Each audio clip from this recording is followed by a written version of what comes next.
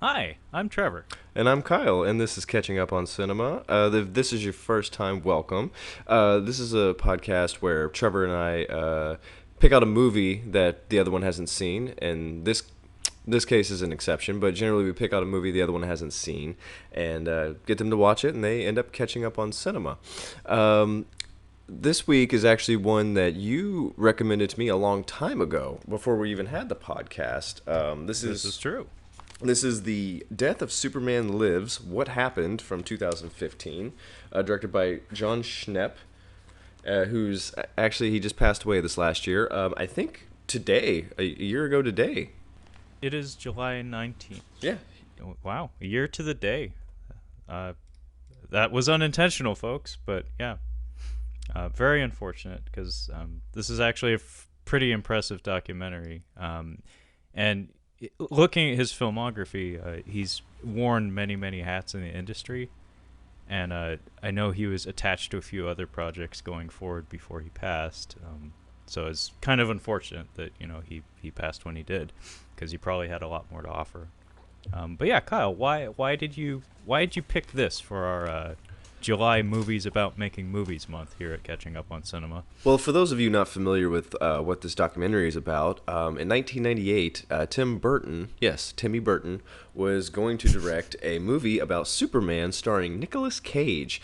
And just on that alone, we should have your attention because this thing went through a little bit of the initial casting of Nick Cage and a lot of concept art. And this was going to get they were gonna have this be a pretty big budget Superman movie before we were even really. This was before Spider-Man even, post Batman of course. But I chose it because when I watched it the first time, I was like, I feel robbed. I feel like we would have had this awesome, just cult classic Tim Burton Superman movie.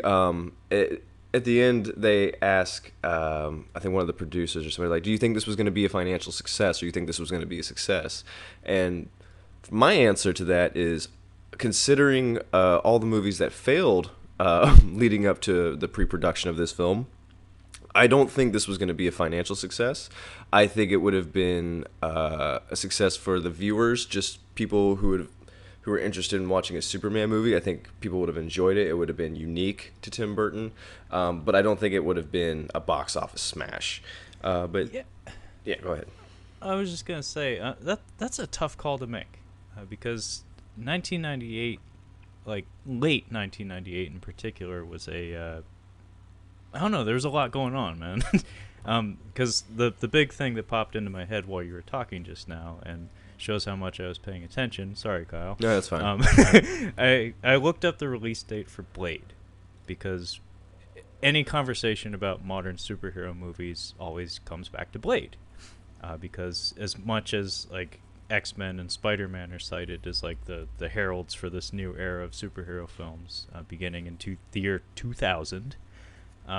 Blade was really the one that really got things rolling. It was kind of a sleeper hit that came out of nowhere. It was a new line production, so a smaller production that really made a shit ton of money and got a lot of people talking. And that came out in August of 1998. As far as I understand, what I remember from watching the documentary, The Death of Superman Lives, just last night, I own it. I've seen it many times, but I rewatched it in preparation for the show. I think they were set to begin filming in about April of 1998, which would mean that the film wouldn't be released until like 1999, or like deep into 1999, or maybe even the year 2000. And think about what the landscape would have been like by then, because Blade would have already been out. Mm-hmm. Warner Brothers would be like, "Fuck, like they made money. Hopefully, we can make money too." And then The Matrix came out in 1999. I think early 1999, if I remember, because I think I was still in school. It wasn't yet summer. Yeah, it was March 1999. So you have Blade, you have The Matrix, and then very shortly thereafter you get X-Men, and then a couple years after that you get Spider-Man. So imagine Superman Lives coming out in the midst of all this. It would be a fucking knock down. It would be a slobber knocker Well, at the box office. the only Like reason it would be a real fight, you know. the reason why I was hesitating on saying this would be a financial success is because Tim Burton was actually not going to have this be a hero movie. He was actually going to show like I guess the more vulnerable side of a Superman. I think he wouldn't have portrayed him in such a superhero light. I think they were thinking of like he hadn't even become Superman yet, from what I understand. Like he was unaware. I don't know if they got that deep into it. The way this documentary is presented, we actually get interviews with 3 different writers that were attached to the project at various points in time, and you can tell that the project never really coalesced in its entirety.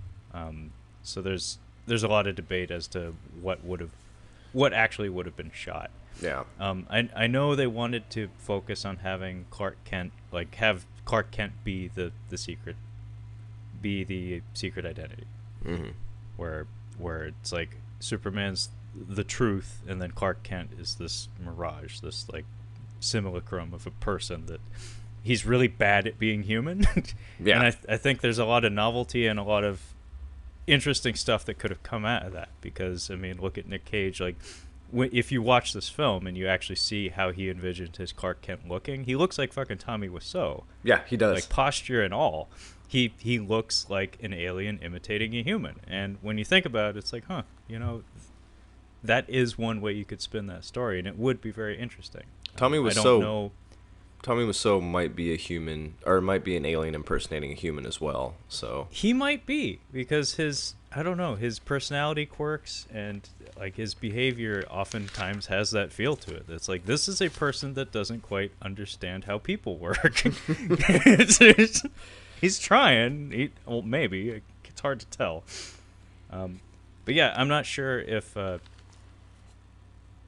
I don't think that this was like before Superman, because all the action they talk about takes place in Metropolis and has him talking with Lois Lane, and there's no interpretation of Superman that has ever had him start out in Metropolis. It's always Smallville first, it's always Kansas, then Metropolis, and then they have that great scene where they talk about him getting anxiety about proposing to her. yeah.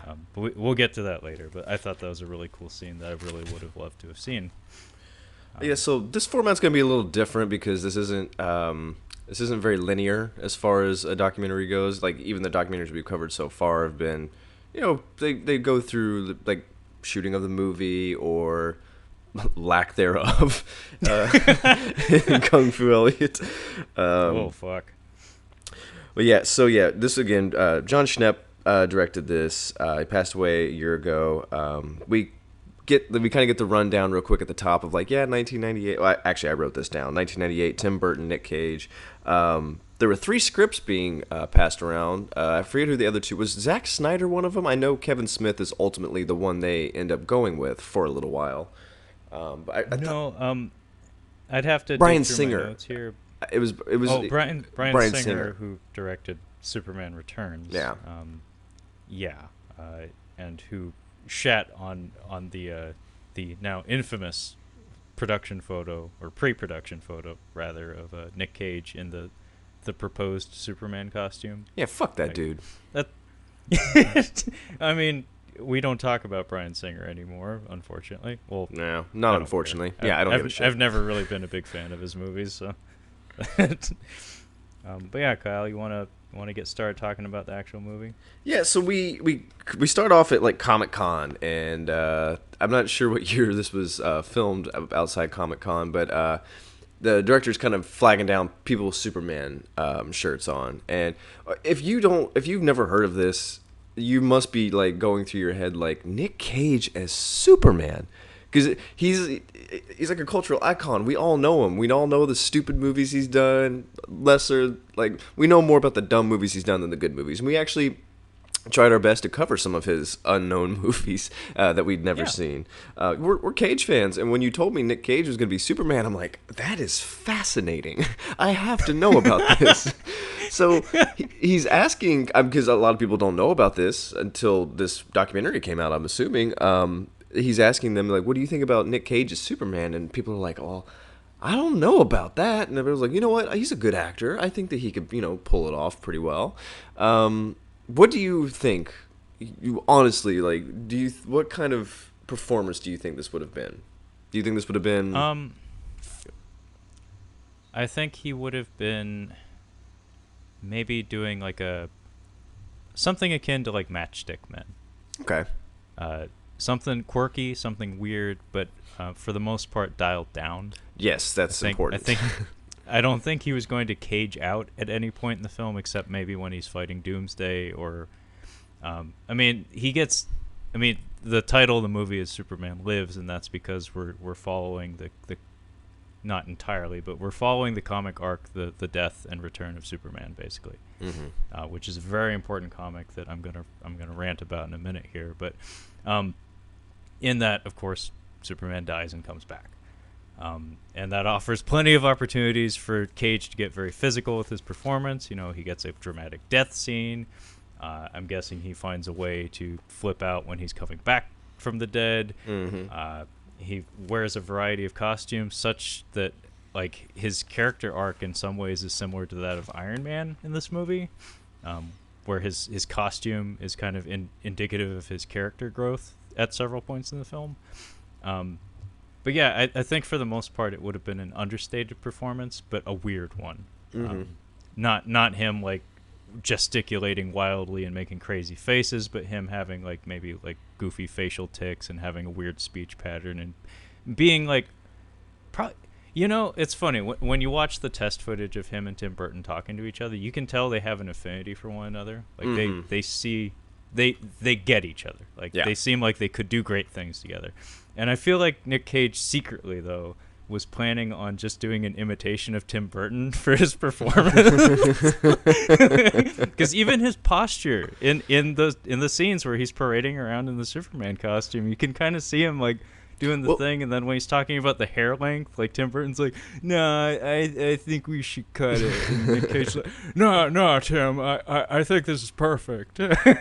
Well, I feel like that would have been he would have been doing Tim Burton justice, because even Tim Burton wanted to explore the character, how he identified with the character, as he's like, I've always felt kind of like an outsider, like I've always felt kind of like an alien, and he was going to bring his interpretation of Superman, of what he might think Superman feels like, through Nick Cage. What better way to try to personify that than to go through the person making the film? It would have been a good idea, honestly. It would have been one of those things where, like, break down your your favorite characters or your most iconic characters. Like, I was trying to, identify with the director, Tim Burton, a great man, and I just tried to get what I think, how he felt about the character, and yeah, it was a cult classic. We never got it. It would have been a cult classic. But who else at the time could have played Superman? Tim Burton's Superman. Not There's plenty of hunks with a strong chin with great hairline that could have done this, I'm sure. But who else could have played Tim Burton's Superman as he wanted it? Ooh, that's a tough one, because I'm struggling to think of anyone in 1998 who could have done that. Leo still had a baby face. A Fleck Leo was still had too baby faced. A Fleck was Johnny Depp. No, Johnny Depp doesn't have a strong chin.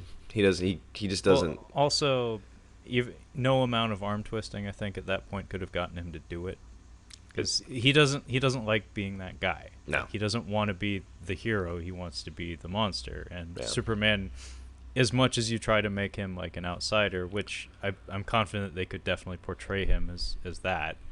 At the end of the day, he's still Superman. He still has to put on the costume and be a hero, and I don't think Johnny Depp's interested in being that guy. And I like him picking Cage too, because I don't need another handsome Superman. Like Christopher Reeves was just super handsome. He just very much matches the comic book character. Cage, I'm not saying is an unattractive dude. It's just he's not a hunk. He's not the dream hunk that you would have as Superman. He has too much character. Yeah. In his face, he's non-traditional. I mean, There's a clip of him accepting his Oscar statue, and he was a fucking dime piece at that moment in time. Like, holy shit, he was looking pretty good. That Did he was get his it? Cameron Poe days, basically. Was that his adaptation? Did he get it for adaptation, or what was it I for? think it was Leaving Las Vegas. Oh Christopher yes, Nolan. yes, yes, yes. Because yeah, he played the alcoholic. That's what it was. Yeah. But yeah, so people at Comic Con are kind of indecisive. I can't think of anybody from 1998 who could have done it. I'm sure somebody out there knows. Jeff Goldblum. Oh, actually. Jeez, Jeff. I mean, I too just kind of tall. spit that out. Too tall. The- Superman is tall though, He's too tall though. Like but he but doesn't. that works. He's gangly. He's weird. I He can't. makes you uncomfortable. I'll think about it afterwards and see. I'll think of one as soon as we get done recording. I'm like, fuck, it was him. But nah. Yeah. So we have three scripts being passed around to do this movie. Kevin Smith's. Who were the other two? I think the other one was Bryan Singer, if I'm not mistaken. Dan Gilroy picked up the script later. I get a little confused as to the evolution of the script because I followed the arc of the production. The early goings, I don't know who was vying It doesn't for really matter. the position early on, but yeah, Kevin Smith was the one who got the gig to begin with, but And this it was was taken away from him. This was after Clerks, and I think after Dogma. I think was like 96 or 97, if I'm not mistaken, or maybe he was filming at that time. I'm not sure, but it was definitely after Clerks. I think he was. I think it was before he started Dogma because he actually references a moment. Oh, when no. he was working on Dogma. Yeah, not he had already done Chasing Amy. That's what it was. Chasing Amy was done There you with, go. and I think Mallrats was around this time too. But yeah, so he's gonna end up doing it, and John Giant Spider Peters. You may Yeah. know him as the producer from Wild Wild West and Batman and a few other gems. Yes, he's the I guess the executive producer on this from Warner Brothers. He's the one kind of selling it. He's like, yeah, we should do this Superman, or either that or Kevin Smith, super like all up on it. The producer at the time was like, I don't know about you doing like a comic book movie, and even Kevin Smith's like, this was before like comic book movies just like shot off, like we're going like through the wall making money. And so it's weird to hear like a producer like, I don't know about this comic book character stuff. It doesn't seem like it's gonna make a lot of money. It's like, well, let's think about that for a second. It's like we've had superhero film properties for decades at this point, even in the 80s, and generally they do pretty well. It wasn't until the 80s that like things really started to fall apart, and that's because they were horribly mismanaged and didn't have enough capital pumped into them to, be actual legit productions. Like Superman 4 is why everybody was allergic to Superman at this point in time. Because that was a canon production, and yeah, it wasn't very good, and it was produced on the cheap and on the quick, and they gave Christopher Reeve way too much creative control. I'm not saying it's his fault that it's a bad movie, not at all. Although Is the Marlon idea Brando of- is Marlon Brando in one of the No. bad ones? no, he's only in the good ones. Okay. I was gonna say if you need your scapegoat, there you go.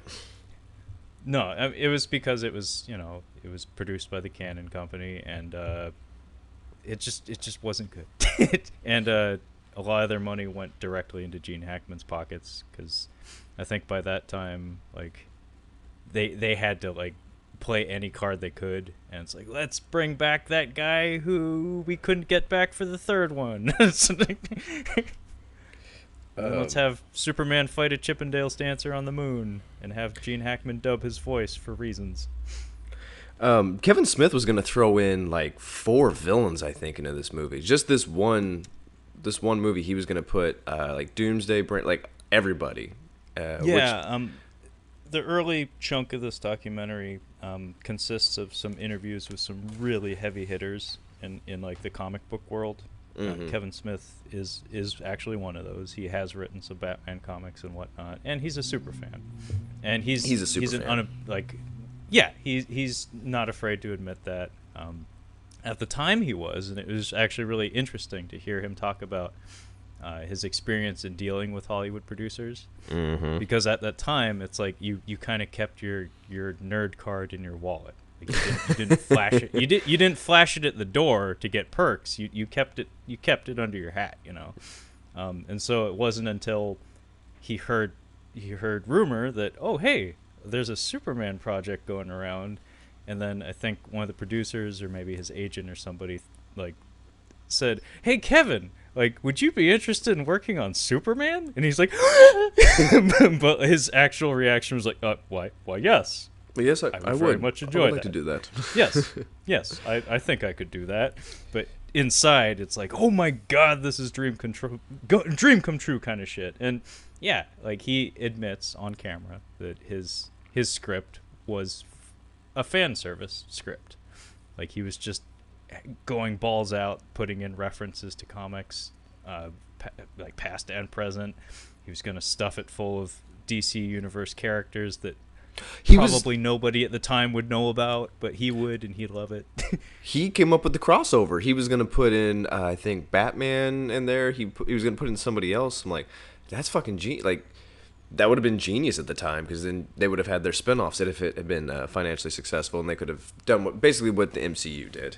But Jon Peters, we have to kind of talk about him a little bit, because he's important for this documentary. He is the producer. He is, if you don't know anything about Jon Peters, like I said, he's produced some, well, I'm not going to say a lot of great movies, but movies you know the name of. He was formerly the hairdresser for Barbra Streisand, and he somehow got into producing movies. And he addresses it. He's like, yeah, people don't really think I'm legit because I was a hairdresser before, but he's like, nah, fuck that. I mean, kind of props to him. I'm like, he's done some successful things. He lies a lot, but by the way, that phone call that he takes in this documentary, was that a fake phone call? I don't know. It kind of goes all over the place, and it ends with "I love you." Mm-hmm. Mm-hmm. So I don't know who he was talking to, but it ends unexpectedly with an "I love you." Yeah. I wouldn't put it past him to arrange to have his secretary call him so he can look busy.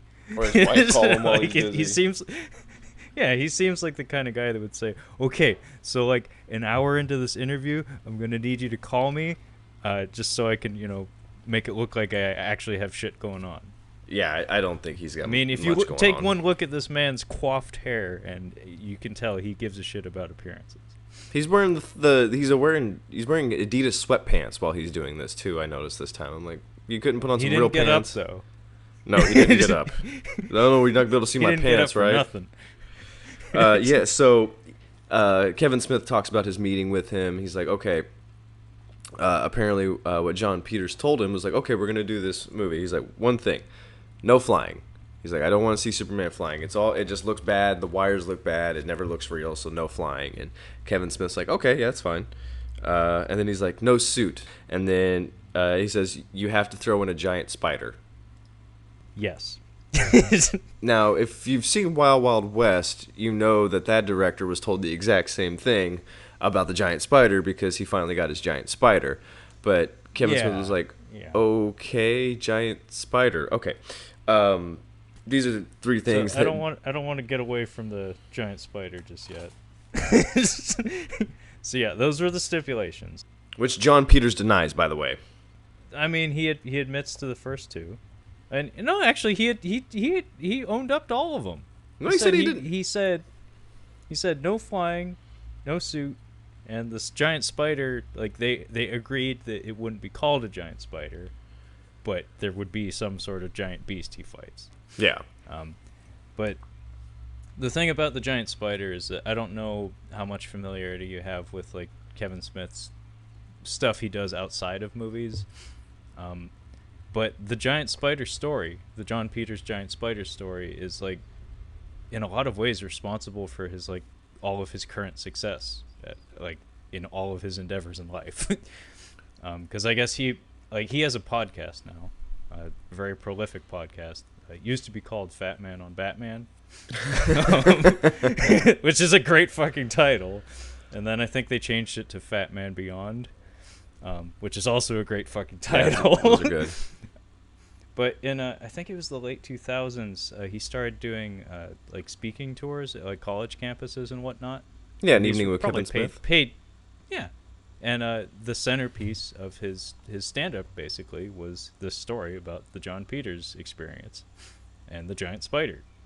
And it's like followed him throughout his career. It's like this story. It's like what's his face, Joe Rogan's friend with the story of the machine or whatever. Oh yeah, Brent Crystals. Bert Kreischer. Yeah, Brent Crystals. it's similar to that, where it's like it's the thing he's known for, and he's parlayed it to great success. To the extent that what was it? Superman Doomsday. It was the first Warner Brothers animated like direct to DVD Superman movie. I bought it because it was new. It was like 2009, 2008 or something. Kevin Smith has a cameo in it in a scene where there is a giant spider. Where he basically just says a comic book guy-esque thing like giant spider yawn, something like that. But you know, it was something that Warner Brothers was very much aware of, and I thought it was kind of cute. Yeah. So yeah, You may continue. Sorry, Listen. I'm gonna have a lot of anecdotes like that for this. Sorry. So yeah, we got now Kevin Smith's like, okay, I got to put a giant spider in here. He's gonna do Doomsday. He's gonna do Brainiac. He's gonna do a bunch of fan service because he's a fanboy first and foremost. He's gonna just try to shoehorn as many as many characters as he can. He's gonna do some crossovers. He was going to do crossovers. Jon Peters Wanted to. yeah. I like that they're like. Jon Peters' assistant calls Kevin Smith. He's like, "Hey, John wants to meet with you tomorrow." And he's like, "Okay." He's like, "He wants you to read the script to him." And he's like, "Really?" He's like, "I got to read the script to him." He's like, "Yeah, totally serious. You're gonna read the script to him tomorrow." And he has a funny story about him sitting on the back of the like sitting on a couch and then making like the director frame that they do before they shoot. And he's trying to picture it. But my favorite Jon Peters quote is, "I'm not a good reader." He just says, "I'm not a good reader." I'm like, oh, so you don't know how to read, or you're not good at it? You're illiterate, or you just don't know how to? Might be dyslexic. I don't know. I might be being mean, but I just thought it was kind of funny. No, I mean it is kind of funny, and yeah, just the visual of it needs to be said. Most of this movie is conducted in interviews, usually one-on-ones between Jon Schepp and whoever it is he's talking with. There is a lot of like visualizations though, like essentially like reenactments of things that were never enacted in the first place. Mm-hmm. So like the DC character cameos that you were talking about, they actually do like a visualization of what that could have been like. Mm-hmm. And it's basically Kevin Smith telling us, like narrating the scene, and there's like it's obviously produced on the cheap, but basically it's just a scene where like Batman appears in the equivalent of like Times Square on a big giant TV, and Kevin Smith does like a drunk history thing where he's saying what he's picturing Batman would say to the public, and then an actor dressed in a bat suit mouths what he's saying, and it's pretty cool. And they do that several times in the movie. But it needs to be said that a lot of the editing, when we're doing this crosstalk, where like one person is telling a story involving the other person that we're like cutting back to interview footage of. So Kevin Smith is telling us like how this reading of the script went down with Jon Peters, and he's like miming what Jon Peters was doing on his couch, and like, he just like tilts his head back and he's like, yeah, he put up his director hands like he's making a frame, like he's putting a cinema screen up on his ceiling so he could play the movie out up on the ceiling while I'm reading to him. and then he tells us that Jon Peters said, whoa, hang on, he's in Antarctica, and it's like he's at the Fortress of Solitude. There's got to be a fight. Kevin Smith is like in the middle of reading the script. He's like, It's the Fortress of Solitude. But Jon Peters was very adamant that there be polar bears. And one of my favorite quotes from him was, "There's nothing more ferocious than a 3,000-pound, 10-foot, 12-foot polar bear." Yeah. Unless you're an alien that can smash it. Yeah. Apparently he just didn't care about that. Like the way he's like citing these figures, like 3,000 pound, 10 foot, 12 foot polar bear. Like you can tell that he probably just watched National Geographic like that day or the night before, and it was just burned into his brain. That's like, oh my god, polar bears are savage. We got to put polar bears in this movie. And yeah, he wanted. I couldn't tell if they're supposed to be like bodyguards for Superman or if they were going to attack him, because the script went through several revisions apparently, because Jon Schepp tells us that like one script had no polar bears, one had them being killed by Brainiac, one had them there but they were statues, and it was just this weird little detail that you can tell way too much energy went into. Are there polar bears in Antarctica?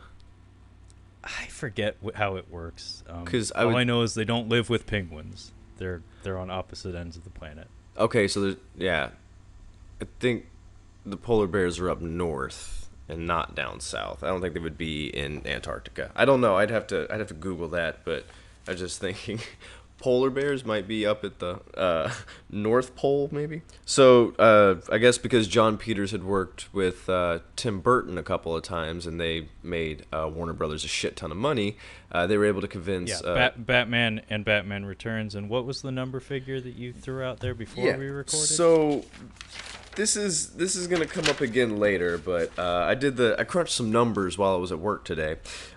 So busy day, yeah. Yes, Batman 1989 made a shit ton of money. Batman Returns made about 3 times as much that was put in. Like it made pretty good money. Between just those two movies in '89 and '92, they brought in between the two $563.3 million, a solid nearly $500 million, and adjusted for inflation, according to the internet, this was about $1 billion back then. Like these were 2 smashing successes. Oh yeah. So this is like the dream team. Like this is all right. Jon Peters, Tim Burton, back at it again. They're gonna fucking knock this one out of the park, and it's kind of I could see how frustrating it was for them near the end when this eventually just doesn't move forward. Because like, well, where's the trust? These guys have done it before. Don't you think they can knock out another success? But well, we'll get there.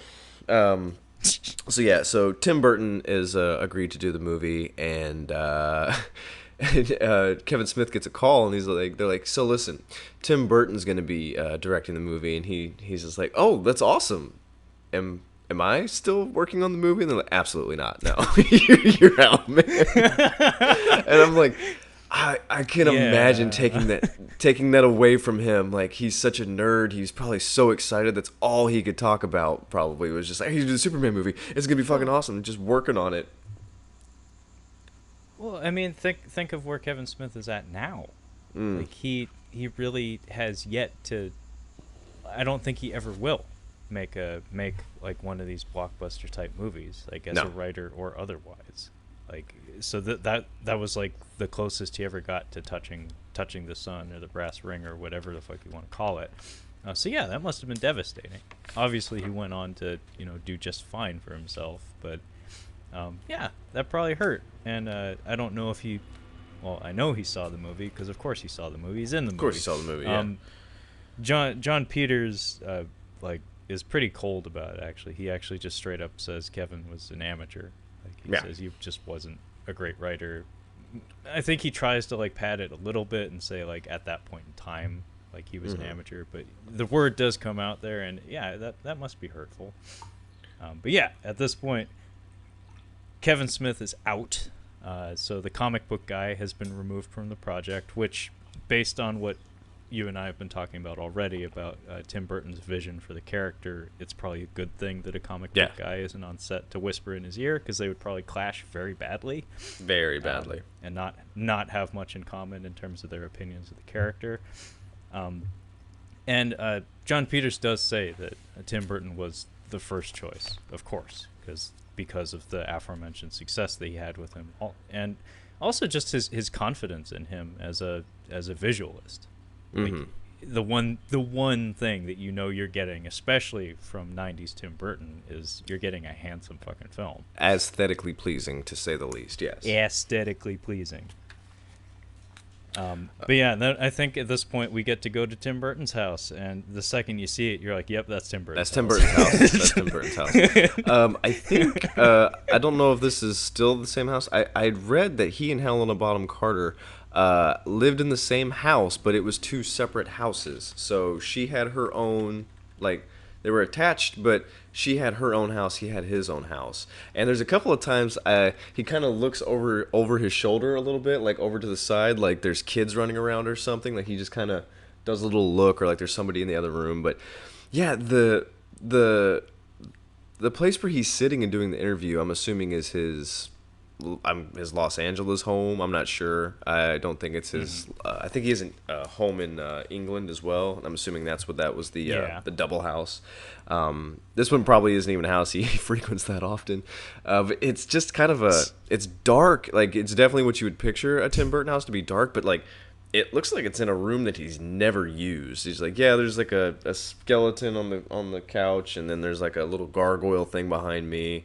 It was just a it's kind of in disarray. Like it's not as curated as you might think. Like when I think Tim Burton, I think like his home would probably look like an art installation or something. Like every room would be dressed in some fashion.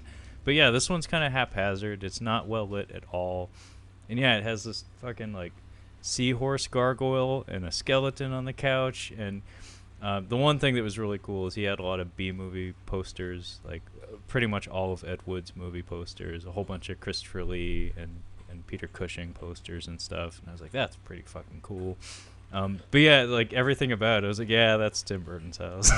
Well, but, if you look at his hair, yeah, I could see him being disheveled, like just having a mess of a house, like not even that nice. yeah. I mean, and also if you look at like the construction of a lot of his protagonists in a lot of his movies, like they tend to have that way about them. Like I think of Edward Scissorhands or Pee Wee Herman, even, where it's kind of like a cluttered environment that's a little bit out of control, but they're not unhappy about it. Like they're at home in that environment. It's like Danny DeVito. It's like the penguin in the sewer. It's like it's not an organized environment for sure, but he seems cool with it. So if you want to see cluttered, look at Guillermo del Toro's house. If you ever find a clip, I forget who, if it was Andy from Conan O'Brien. Somebody goes into his house, like his house is insane. I would love to just spend, I think 30 seconds I could steal enough things to be happy out of his house. In just one room, I would just be like, boom, boom, boom, boom, get it, got it. Actually 10 seconds, I think that's all I'd need. But yeah, sorry. It'd be like one of those supermarket game shows where that you get like 30 seconds to throw everything in your cart or whatever. Yep. But yeah, we sit down for an interview with Tim Burton, and it's him and Jon Schepp. Like I said, it's not very well lit, and yeah, at this point, Burton lays out a lot of the details we already know. Like if you know anything about Tim Burton, most of this is not going to be news to you, but in context, it's important to the narrative of the documentary. And he tells us that yeah, he was a misfit. He identified with comic book heroes because he was the kid in the band hall. He was an outsider. In fact, he even uses the phrase I felt like I was an alien. And case in point, here's a photo of me as a kid in a skeleton costume my mom made for me that is bizarre and perfectly adorable. If you want to use a John Hughes character to define Tim Burton, he's Ali Sheedy in The Breakfast Club. Noted. That works. So at this point, we reach the point of the documentary where the imaginary film, the film that was never made, is essentially reaching the pre-production stage. So now we're getting the band together. We're getting a bunch of concept artists and our writing team assembled. And one of the first artists, actually he's the production designer that we get introduced to here, is Rick Heinrichs, who will make several appearances in the documentary. And we get to see some archival footage of him in school with Tim Burton. They went to apparently Cal Arts together, and we get to see the two of them give a little bit of an interview in front of the camera. They're both baby-faced as fuck. Tim Burton looks he looks like such a little kid. It's amazing. And he's so shy on camera, but they made a stop-motion animated film together called Vincent in 1982. We get to see some footage of that. It's about a little boy who has like some sort of schizophrenia where he thinks he's Vincent Price and occasionally morphs into him, and it looks pretty fucking cool. But that's how the two of them came together. And Mr. Heinrichs is a very accomplished production designer. You'll find his name attached to many, many big projects. We also meet Michael Anthony Jackson, the fellow with the shades. He was a concept artist on Batman Returns, and the big thing he throws out there as soon as we meet him is that he actually quit pre-production work on The Matrix, just to work on this show, Superman Lives. So that kind of sucks for him. Yeah, I bet he's kicking himself over that. Yeah. Do you think his nose bleeds? Do you think his nose bleeds every time he sees Keanu Reeves? He's just like, motherfucker. Like, I could have been designing your jacket. I could be rich. I could have been doing it. Yeah. Instead, I had to draw fucking Superman for 2 years for no fucking reason. Some fucking producer kept wrestling me with his fucking kids in the room. John Peters. For real. He probably got like a damaged spine out of it, and like probably didn't get paid as well, and didn't even get to see any of his drawings come to life on the screen. That must really suck. And that's the whole thesis of this whole thing, is that like you'll see in watching this documentary that a lot of love and effort went into trying to get this done, and to have it go nowhere, to have it just hit a brick wall out of nowhere, must have really sucked. Because as humans, we're programmed to like have a narrative structure, like think there's supposed to be a third act to everything, and when there is no third act, it's like what is this? Kyle, do you remember how the title of this film came about? Superman Lives.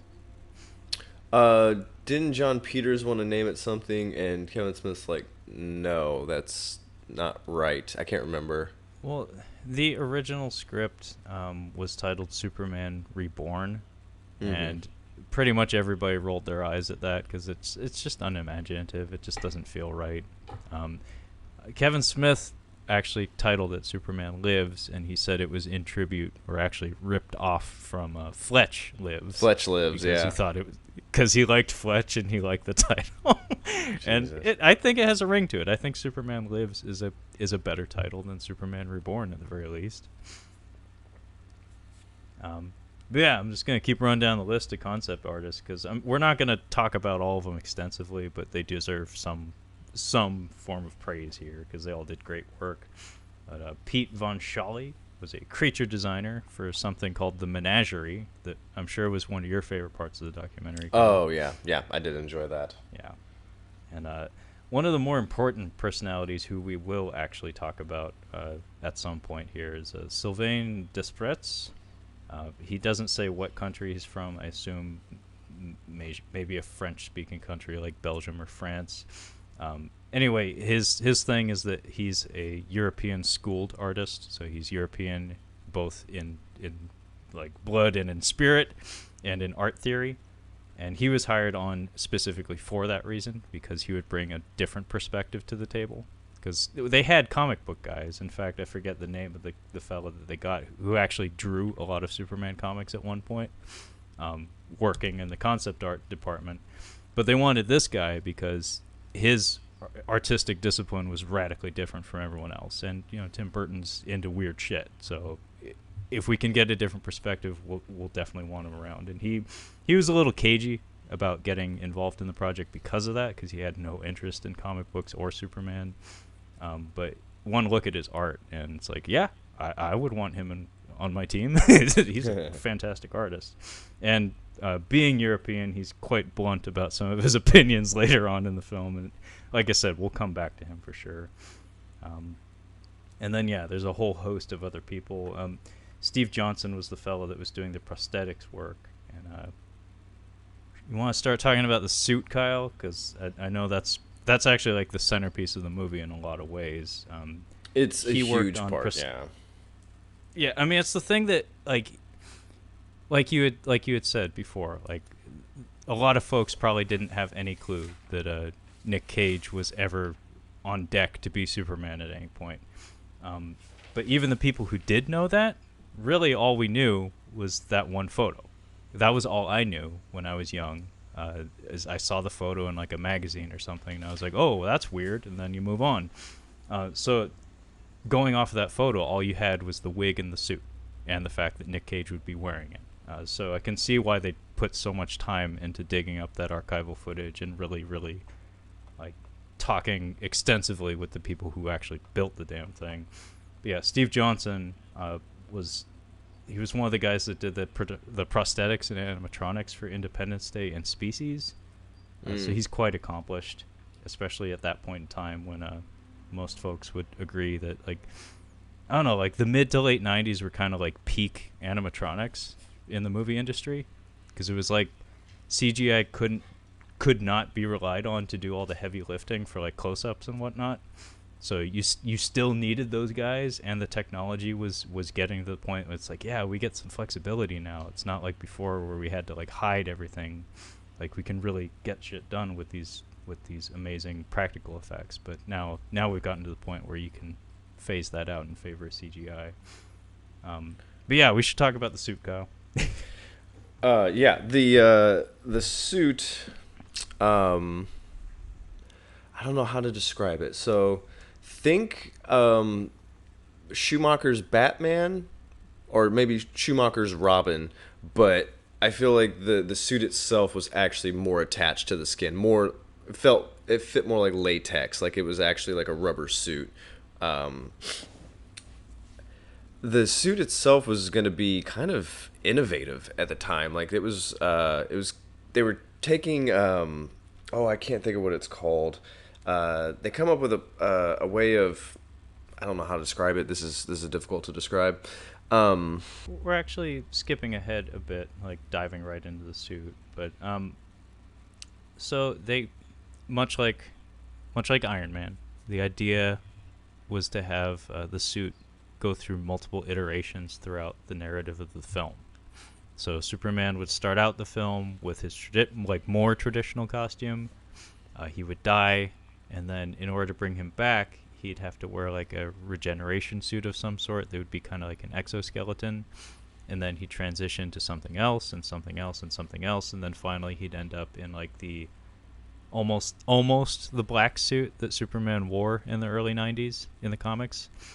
But yeah, similar to how the narrative was supposed to go, in the documentary we actually get to see the production crew go through multiple iterations and trying to come up with the best way to render the suit, and like we get to see them use a multitude of materials to try to get this thing to work right, because like the first iteration of it, it's like a silicone test suit that has the one guy who's wearing it refers to it as buckling. Yes. Like, yeah, where he like bends over, he lifts his arm up, and you can see like the seams of the thing like bending, and it looks unnatural. Like it doesn't look like it's fitting properly, and it looks like it needs some work. And then they do like another iteration of it where it looks like it's almost made of hot glue or something. Yeah. And it has the right look to it. Like they're definitely onto something. It's like semi-transparent, but you can tell it's a pain in the ass to put on and take off, and it doesn't seem to have any mobility to it. The one guy that they put in it for the first test looks like he's in agony. Yeah. Like he looks directly into the camera and actually says like, Nick Cage, if you're out there, like this is what pain looks like. It looks like there's like 6 people trying to wrestle him into this thing. It's like, guys, I don't know if it's worth it. Yeah, he should have talked to Michelle Pfeiffer on the set of Batman Returns, because she would have told you, "Oh, Tim doesn't care if you're uncomfortable in your suit. You'll be close to suicide wearing your costume if he wants you to wear it." He kind of, I didn't. It's very glossy, is the way I would describe it. The Superman costume. It's interesting because the Catwoman suit was very glossy as well. I'm trying to think. Hers was supposed to be leather, like a really glossy, like look like pleather more than anything. But hers had almost like an S&M kind of vibe to it, and I mean in the film it was supposed to be made of like a raincoat that she sewed together. Mm-hmm. So yeah, it's supposed to be like rubbery and kind of, yeah, it's supposed to be a little bit kinky. This one doesn't have that same like outright like sexual vibe to it for sure. It has a bit more of like a functional look to it. I mean, it still looks cumbersome. Like you can tell, it's probably not very comfortable to wear. But iridescent is the word that everybody that helped design this thing throws out there at some point. Um, certain drafts of the suit that they made almost look like the inside of like a conch or a conch shell, like think like the interior of an oyster or something. It has that like rainbow effect when it catches the light a certain way, and they do some sort of process that I don't know what the fuck it is, but they call it vacuforming. And basically, it's like putting together scales and like sewing them together using transparent staples, and it creates like this interesting scaling pattern that catches the light in a really fascinating way. It's really intricately detailed, like inside and out. And then they have like LED lights running up and down the Yeah. suit. It looks like something out of Tron. It's nuts. It's pretty really cool. bitchin'. But Yeah, they're not doing what they did. It's nice. I think it's one of the things I liked about the documentary was just seeing how much time and effort and love they're putting into just this suit. And to think that Green Lantern was like, oh, we're just gonna do CGI. We're not even gonna make a suit. We're just literally gonna put Ryan Reynolds' head on a CGI suit. That's it. oh man, funny you should mention that because I just watched a video about it's like composite artists. It's the Corridor Crew. I may as well just name drop them. So they're actually CGI composite artists by trade, and it's them reacting to footage of actual finished productions. And one of the films that they screened was Green Lantern, and they gave their thoughts onto like as to why this is not working. And you don't have to have a background in CGI compositing to nail it, Yeah. but it was interesting to hear what they had to say. And honestly, like the suit isn't so much the problem. It's like it's the stupid fucking like domino mask that they put on him. It's like that just doesn't look right, guys. Like it really just doesn't look right. But let's backpedal a moment. And I mean, the suit is going to be something we revisit constantly throughout this documentary because, like I said, it's like the thing that probably got this entire production off the ground. Because it needs to be said, this was actually, I think, a Patreon production, if I remember right. It was crowdfunded. Was it? This documentary was. Oh. Yeah. And again, so basically that photo of Nick Cage was what got people to open their wallets. It's like, I want to know more about that. I want to know if there's footage to go with that photo. And there certainly was. And if not for this documentary, it would probably not have been made public at any point. Yeah, a fellow by the name of Wesley Strick is the second writer involved in the production. He first started working with Tim Burton, at least he says, on the set of Batman Returns. For like on-set rewrites and whatnot, and I guess he and Tim Burton developed like a partnership of sorts. Like they seem to get each other. And in fact, he speaks for Tim Burton a couple of times and says some pretty shocking things late in the documentary. But yeah, he gets involved with Superman after Kevin Smith gets the boot. Right up front, he says he's not really into comics. Apparently, Tim Burton didn't want to even talk about Kevin Smith's script. So that right there tells you how much interest Tim Burton had in doing like a traditional Superman story. And yeah, both of them apparently, both Strick and Tim Burton, expressed a lot of concerns about working with John Peters again, because I guess he's a bit of a terror, as we'll come to learn. But yeah, at this point, like as we're assembling our team, so we have a bunch of artists, we have a writer on board, we've got like one of the hottest directors of his time. Now we're doing casting, and there's a lot of, just like with Michael Keaton, there's a lot of controversy about the selection of Nicolas Cage. And they, in the documentary, they use a lot of clips and like newspaper clippings and stuff to point out that, this fervor is nothing new. This seems to happen every time Batman or Superman or whoever gets cast. Like there's always some sort of outrage, and now that we have the internet, it's just dialed up to 11. But yeah, Kyle, this is like he doesn't drop the statistic here, but this is where John Peters mentions his background as a street fighter for the first time in the documentary. Yes. He does Yes. so with the utmost confidence, just very casually. He's like, so this is in context. This is in reference to him casting Michael Keaton as Batman. Like, this is his justification as to why he thought Michael Keaton would be a good choice. And he says, I knew, being a street fighter my entire life, that you could gauge the toughness of your opponent by the look in their eyes. And Michael Keaton had that look. So he just kind of casually throws it out there. Being a street fighter my entire life. Yeah. If he would have just not said that, if he would have said that Michael Keaton has something in his eyes where he seems like a nice guy, but he can also flip a switch, which is absolutely true because he's played both villain and he's played good guy. Because, yeah, he has those qualities. He's very funny, but he can also turn it. And I'm like, yeah, that's a legit reason for casting him as Batman. And like you said, there's always going to be casting Batman. There's always going to be like, oh, God, him, really? Well, I mean, not to date the podcast like immediately the day it's released, but I mean we're in the midst of it right now with the announcement of a lady James Bond like only a few days ago. Mm-hmm. I mean, I don't think it's been confirmed that she's actually going to be playing James Bond. She might just be 007. Mm-hmm. But yeah, every time a major franchise character gets recast or cast for that matter, there's always going to be a loud reaction to it.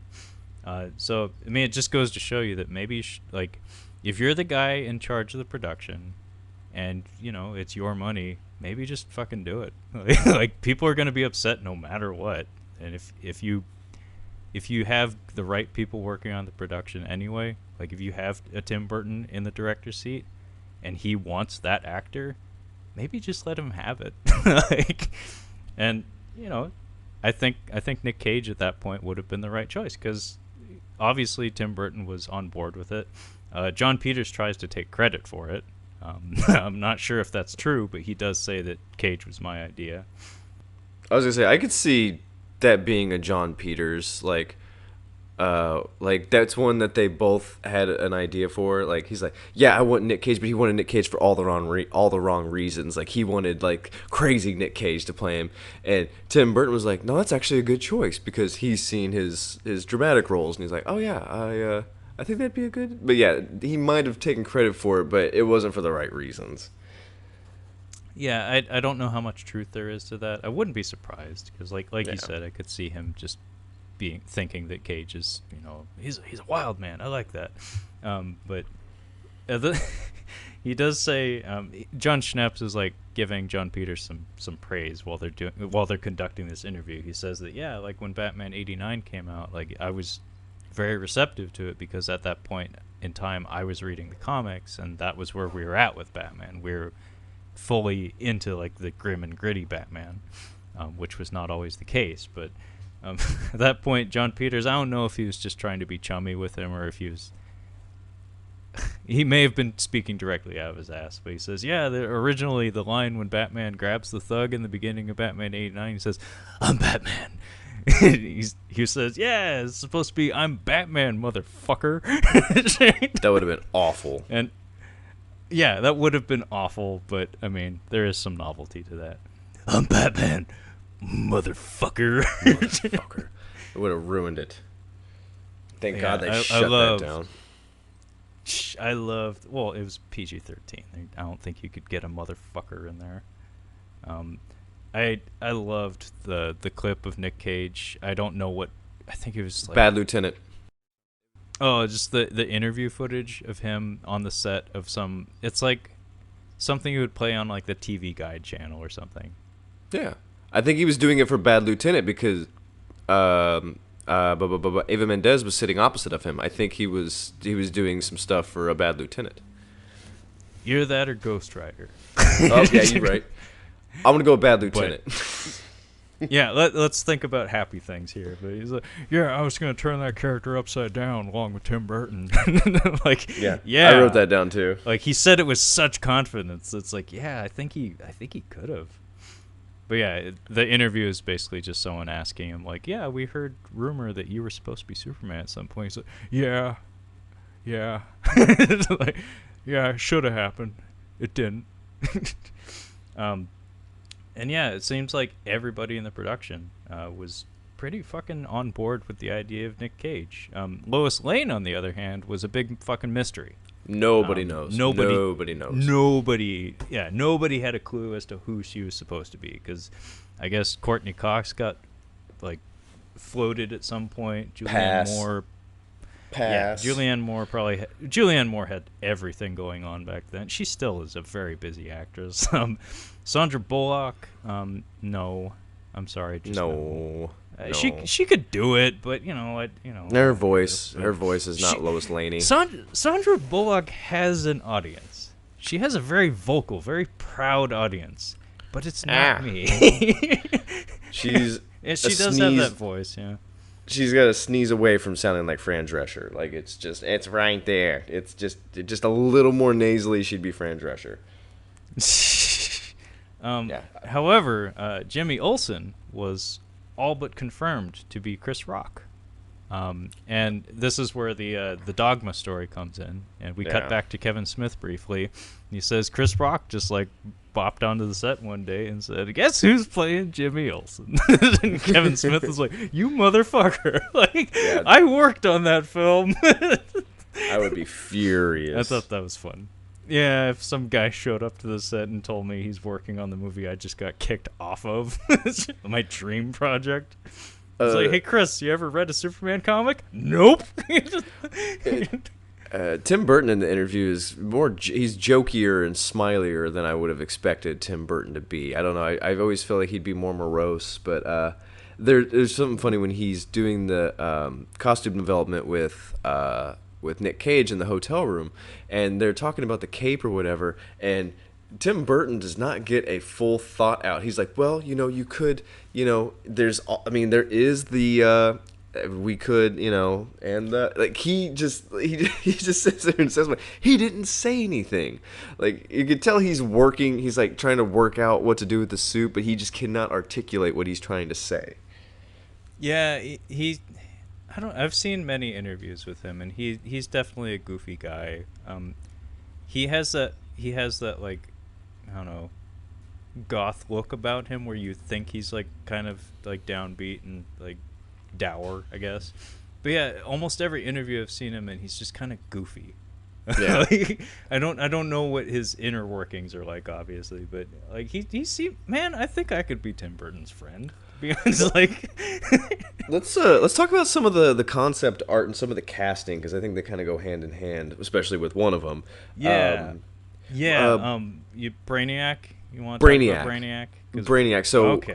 I'll disclaimer. I know nothing about Superman. I've never liked Superman. Actually, as far as comic book heroes go, I think Superman's my least favorite. He's a buff dude who has everything Superman going. And you don't like Captain America. You are un-American, sir. I get the fantasy of like liking Superman. He's a buff dude with like he's a buff god alien who's just gonna smash ass. Like, I totally get it why people are like, yeah, this is a good fantasy for me.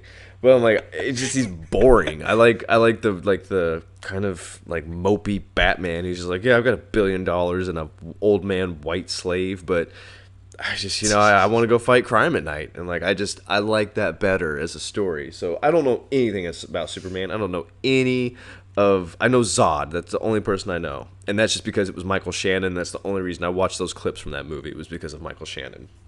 But Brainiac, the concept art for Brainiac is bonkers. Like, it's cool. I'm like, I want this movie just because of the concept art that they had. Who were they going to cast as Brainiac? Jim Carrey was originally like, yeah. I mean, you need to remember, like, in context, like at that point in time, Jim Carrey was on top of the world, and he would have bankrupted. Forever, which, yeah, no, he would have cost too much. But yeah, they did court Jim Carrey at one point to be Brainiac. However, and I think this was right on the money. Perfect. I don't think you could have done it better. Like Christopher Walken. Yep. was who I think Tim Burton wanted. Obviously, he got him later for Sleepy Hollow.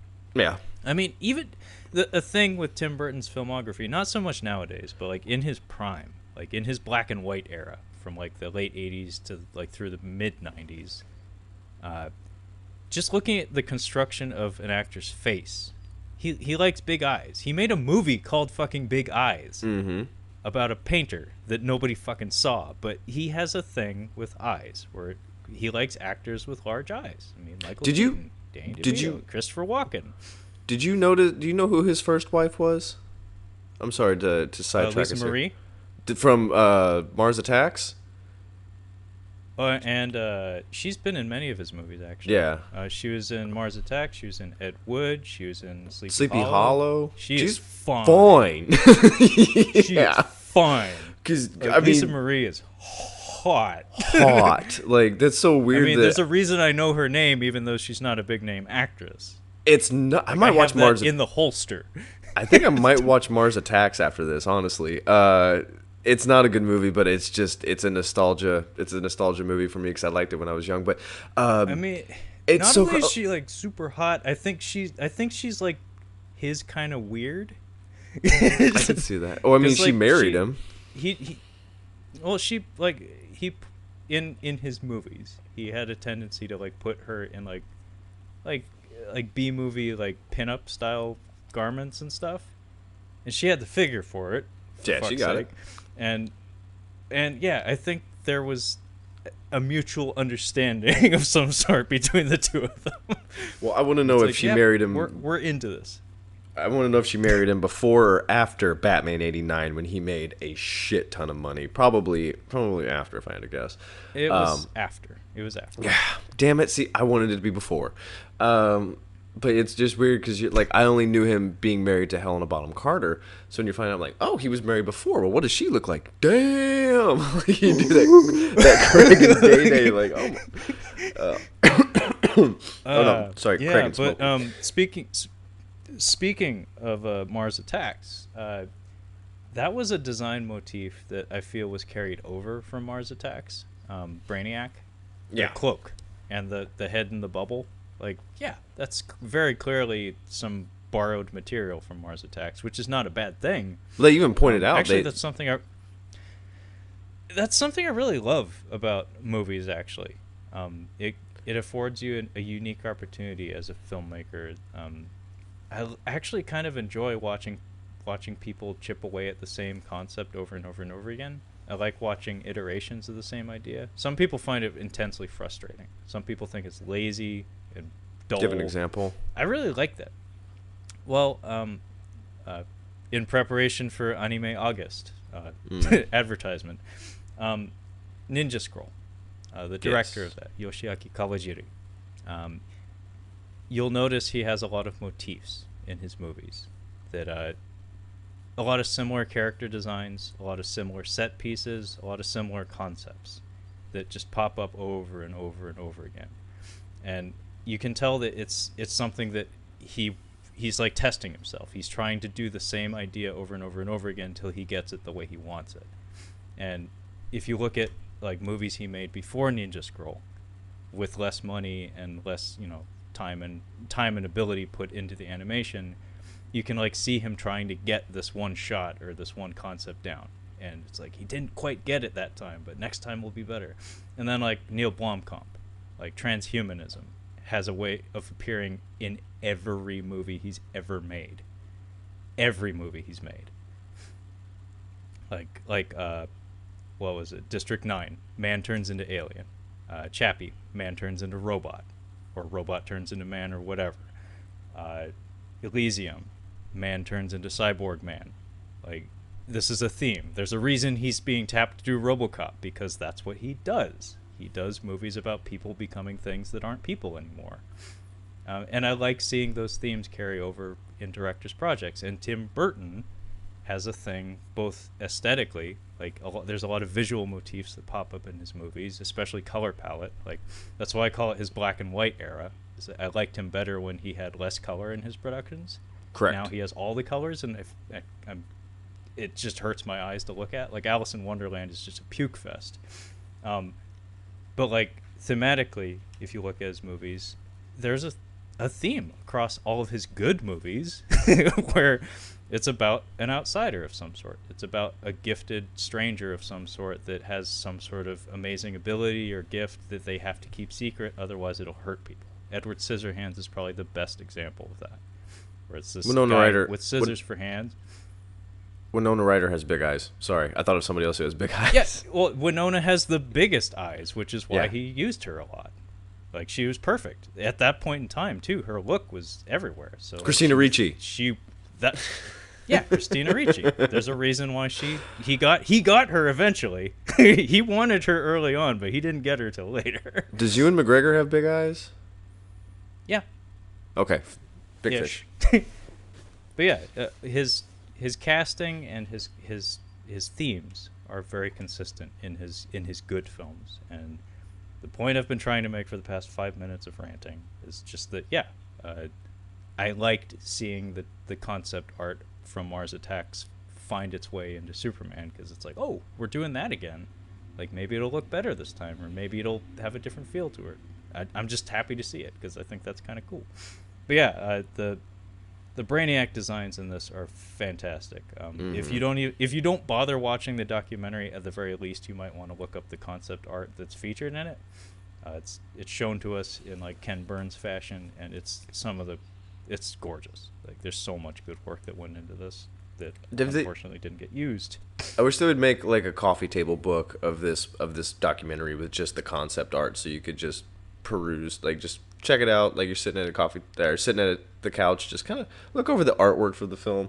This would be one of the best ones. I mean, I would own that. I mean, I own a lot of books that are exactly that, just not for this production, and it's something I'd probably throw $30 at or whatever. But, easily.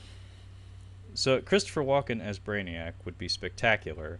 I don't want to go into too much detail about the character, but basically Brainiac is one of Superman's biggest, most prolific villains. At some point, I think it was actually the cartoon that was on TV when you and I were young, the '90s Superman cartoon produced by Warner Brothers. It came out after the Batman the Animated Series. Then I wasn't and watching it. Was also very, very. It was very, very good. It was the animation didn't have as much love put into it, nor did the character designs. But the voice acting and the writing were both pretty fucking great. Michael Ironside as Darkseid was brilliant, absolutely brilliant. But I think it was that cartoon actually which had the idea of shaking things up and having Brainiac's origin tied into Superman's, where in that cartoon they had Brainiac be partially responsible for the explosion of Krypton, so their origins were tied directly to one another, and I think they found a way to work that into the comics retroactively at some point. Maybe not in time for this movie being in production, but the point is Brainiac is like a collector of knowledge and creatures, so that's where the menagerie comes into play and stuff. But Lex Luthor, who was supposed to play Lex Luthor, Kyle? This was a really good idea that they had at the time, and it was later utilized. Kevin Spacey, and Kevin Smith was very passionate about Kevin Spacey being the person to play Lex Luthor. He's like, he's perfect for it. Smarmy, just shitty, arrogant, smarter than everybody in the room, asshole. Like, yeah, that's perfect. And he would later pretty much just do that as the House of Cards fella, whatever that guy's name is. Yeah, perfect role for Kevin Spacey. We don't really talk about him anymore, but he did later play. It was in the Bryan Singer, his Superman. Did he play him in that one? Superman Returns. Yes, he did. Who played? He nailed it. Like, who plays Lex Luthor in the Man of Steel? Is there a Lex Luthor? Or is he not coming until Eisenberg? But he doesn't show up. He doesn't show up until Batman versus Superman. Okay, thank you. That's what I thought. I watched the clip of him. With introducing Clark Kent to what's his face, Bruce Wayne. Bruce Wayne. And Yeah. just from that clip alone, I knew that I didn't want to see a minute of that movie because that is the worst performance I think I've ever seen. Is him talking those? Oh God, I hate it. It makes me cringe thinking about it. It's a strange performance. It's a very strange performance because I know what he's trying to do, but there's too many quirks in it, and there are certain things he does very, very well. Because the one of the coolest ideas I heard a while back, this came from a gentleman by the name of Movie Bab, who does movie reviews, not so frequently anymore. But one of the coolest ideas I heard from him was the idea of The Rock playing Lex Luthor. And that seems bizarre, I know, but there's a point to it, and I think it's actually a good point. And the point is that Lex Luthor intrinsically is a character who's supposed to be like peak human. Like he's supposed to be like, in terms of success as a human being, you can't get much better than Lex Luthor. He's Jeff Bezos, like right down to the bald head. Like he has all the money in the world. He can make anything happen with a snap of his fingers because of it. And yet there's this person who can fly and move mountains just by virtue of being like crash landing on the planet. So he did nothing to earn those powers. He just appeared one day and is automatically the best at, like, not only is he super intelligent, he can move mountains and fly. And Lex Luthor cannot do any of those things, despite being a trillionaire or whatever. And then I thought, like, if you apply that mentality to a person who's built like The Rock, like, imagine what that would feel like to be not only a trillionaire, but also be like the world's strongest man, like be like the Mountain, like be Hop Thor Bjornsson, but also a trillionaire, and then have Superman show up one day and put like all of your super hard work, all the hours you dumped into building your body and your wealth, just put it all to shame overnight. That would plant the seeds for some intense hatred. I don't think that The Rock can pull off that character. I get where you're coming from, but I don't think he would be able to pull that off. I'm gonna counter. He's too damn likable. That's what I'm saying. He's too affable. I'm gonna counter with Chris Pine. I think Chris Pine could do that because he's not the size of The Rock, but he's a built dude. Like, he's big, and he's really handsome, and he has those evil eyes. Like, he could really pull off, like, oh, you just want to choke him. Like, you're like, oh my God, I fucking hate him. Yeah, I could see him one day. I think he needs to age a little bit. You might be onto some. You might be onto something there, because I mean, his Captain Kirk has like an arrogant edge to him, but he's always portrayed in such a way that you're meant to still like him. But we've seen enough of that I think if he wanted to play unlikable, he probably could. Horrible Bosses too. Oh, he's in that? Oh, yeah, that you should watch that. I really love that first one. The second one's funny. I've seen the first one. Jason Sudeikis and Charlie Day, Jason Bateman. You get me for anything funny with them in it. But yeah. Speaking of Jason Sudeikis, there's a movie by the name of Colossal. Have you ever heard of it? No. Is it a serious role with him? Because I don't. Yes. Really? Yes, and he deserves all the kudos in the world. He was amazing in it. Like, as soon as, in watching it, I was like, why is this guy not like doing bigger, better things? Like, he's incredible. Because he's from Saturday Night Live. In closing, about Lex Luthor, just want to say that I do think Kevin Spacey fucking nailed that performance. Say what you will about him as a person. I know he's a shitbag, but yeah, everybody was right. He should have played that role because he nailed it. And then there's a new character that gets introduced in Superman Lives, and as far as I know, this is the only place where this character's ever been like attempted or referenced. It's a character by the name of Kay. I don't know. I'm guessing it was supposed to have a voice. They never cast anybody for it, but I thought this was a really cool idea. Kal-El? It's essentially no. Kal-El is Superman. Kay is his robotic teddy bear. And I thought it was such a cool idea. It made me think of AI, the Spielberg slash Kubrick movie, where Haley Joel Osment has his little teddy bear friend. It's Jiminy Cricket. Like let's not mince words here. It's Jiminy Cricket. It's his conscience. But Kay is supposed to be like a robotic teddy bear that I guess is like a fixture at the Fortress of Solitude. And the idea was Kay would have been in the pod with Kal-El when he flies from Krypton to Earth, and then would serve as like his security blanket, I guess. And he's like with him all throughout his childhood and into adulthood, although at some point he just like goes and hangs out at the Fortress of Solitude. And the idea here was that Superman would be killed by Doomsday at some point in the film, and then Kay would be instrumental in his regeneration. So he'd like recover his body and like put him into some sort of regeneration tank, and at some point like serve as like an exoskeleton for him while he's still recovering. And I really like that concept. It's very fairy tale-ish, I guess, where it's like you have this like protector thing that eventually sacrifices itself in some way, like willfully, to bring you back. So it literally envelops him and becomes part of him to protect him and like bring him back to full strength. And I like the music that plays when they're talking about Kay. It's very whimsical.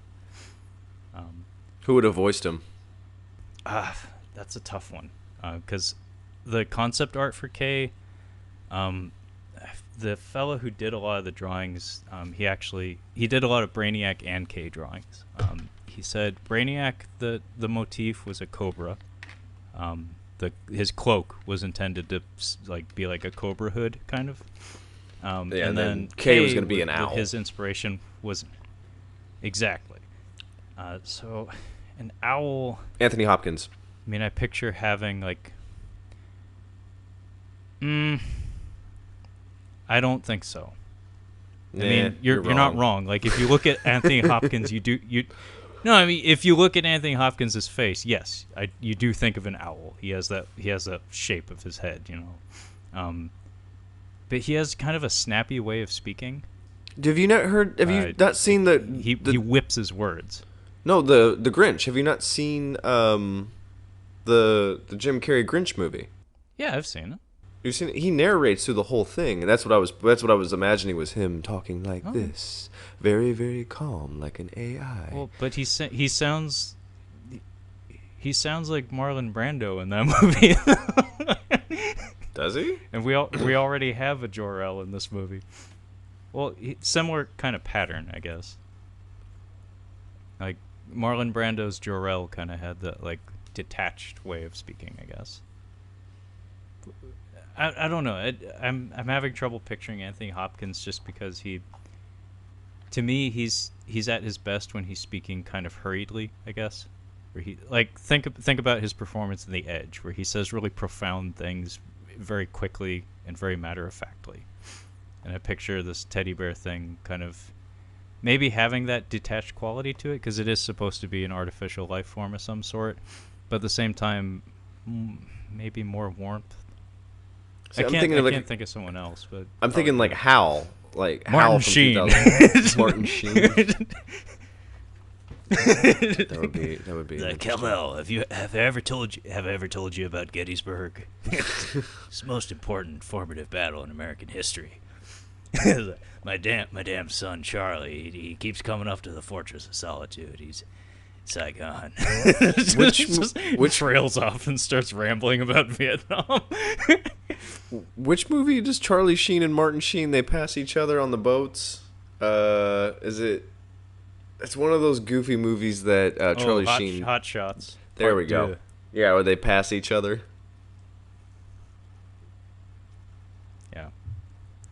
Yeah, Hot Shots Part 2, and the line is beautiful. It's I loved you in Wall Street. I was like, that's clever. That's good. I miss those movies. But yeah, I think at this point in the documentary we get to the Holy Grail. They refer to it as, and that would be the actual test footage, the actual like pre-production costume test of Nick Cage in a hotel room, and Colleen Atwood, the costume designer, and Tim Burton all just taking a good look at what this Superman suit's going to look like. And it's kind of a magical moment. Okay. So yeah, we're doing costume check, or we're doing testing the suit on Nick Cage in the hotel room. And you said Tim Burton, and who was the costume designer? A gal by the name of Colleen Atwood. As far as I know, she's like one of the foremost costume designers in Hollywood. She's a big name, and with a name like that, like, I mean, that's kind of like a perfect costume designer's name, if you ask me. It's very posh, very chic. But yeah, this is like a magical moment where we finally get to see this long rumored footage that wasn't even certain if it existed or not, but it's the actual archival test footage of Nicolas Cage parading around in a like an early test version, like a prototype of the Superman suit. And man, it's a lot of fun because you get to see him, like, this is when he's only had a script to go by. Like, he's probably been talking with Tim Burton and the producers, but probably not too much. You get to see him like put on the suit and kind of like start to work out the character a little bit. Mm-hmm. And he's very verbal. Like he's kind of verbalizing the thoughts about things he could do with this, things that he could do in the creation of this character based on the way he looks now.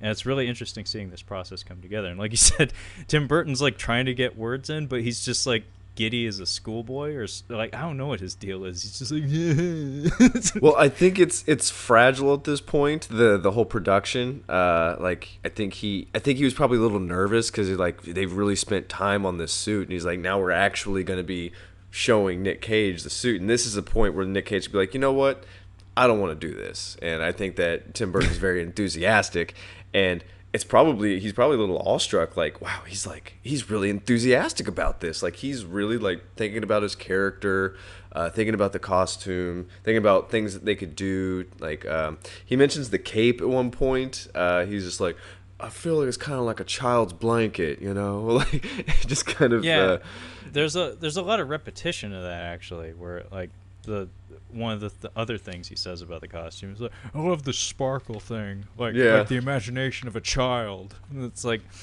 you can tell that was probably at the very core of what he had in mind for this character, that he wanted to bring, I don't know, like a sense of like childlike wonderment and naivete to the character or something. Like, I think he wanted it to have that kind of feel where it's like he's a little bit aloof but almost childlike. I was gonna say, well, maybe one of the reasons why they picked Nick Cage was because he's a huge comic book fan. I mean, he's a Coppola, but he doesn't go by Nicholas Coppola. He goes by Nick Cage. Yeah. That was, I don't know how public that was at that point. It probably wasn't at all. Tim Burton, exactly. He probably kept that under his hat, but like inside, I'm sure he was giddy as a schoolboy because he's getting to be fucking Superman, and like you said, he's a big comic book fan. Tim Burton, maybe not so much. I know he did read comics, but not to the extent that Nick Cage was like invested in traditional like superhero comics. But yeah, there's a lot of talk about the costume and like what works about it, what needs some work. There's a gag here where they're talking about like at some point everybody was kind of keying in on the underwear portion of the costume. Yeah, as like a point of contention. Yeah, that was a smart move. Yeah, I mean, certain iterations of the costume, like I think Henry Cavill's version of the Superman suit just doesn't have the underwear. If I remember right, the New 52 in the comics, the DC Universe reboot comics, they removed it as well, and then gave him like a Nehru collar as well. But for Cage, like they were joking half joking at one point that they wanted to put like the equivalent of like basketball shorts on him. I don't know where that came from. I don't know where that came from, but I'm very glad that we never ever got a version of Superman that did that, because dumbest thing I've ever heard. And it's funny, we cut back to John Peters for a moment here, where he's talking about the cape, and this is where that line, it's like a child's blanket, where Cage throws that out there. But John Peters is talking up the cape, and I guess he had like he had the desire to have it be like a weaponized cape of some sort. And I was thinking while he was saying that, I was like, why didn't you make Spawn, John Peters? Like, surely you could have made Spawn instead. I was picturing the rug from Aladdin, the magic carpet. That's what I'm picturing. Like he's just going off to go do things. Like yeah, he's like the cape would like go off his person and go grab something for him or something like that. I'm like, I don't hate that idea, but I don't think the cape needs to do that. It's not the worst idea you've had, John Peters. I'm sure, but yeah, I don't. It doesn't need to be animated, and I think it would have looked stupid too. Because I mean, how were they going to do that? Were they going to use like puppet strings and like have it move, or it was going to be Yeah, I bad mean, CGI? it would have been bad CGI, and it's Superman. He doesn't need that. Like he has enough tools. He doesn't need a sentient cape on top of it. And besides, Disney, No. like you said, has that market cornered. They not only do they have the magic carpet from Aladdin, they also have Doctor Strange's cape now. So, yeah, Disney would be like, Um, I was gonna ask you what you thought of the Krypton illustrations because I thought the tectonic plate Krypton where it like shifts like Dark City. That's what I kind of pictured. Where it's like it's constantly moving and shifting. I'm like that's a neat idea for Krypton, and it would have been probably pretty cool to like.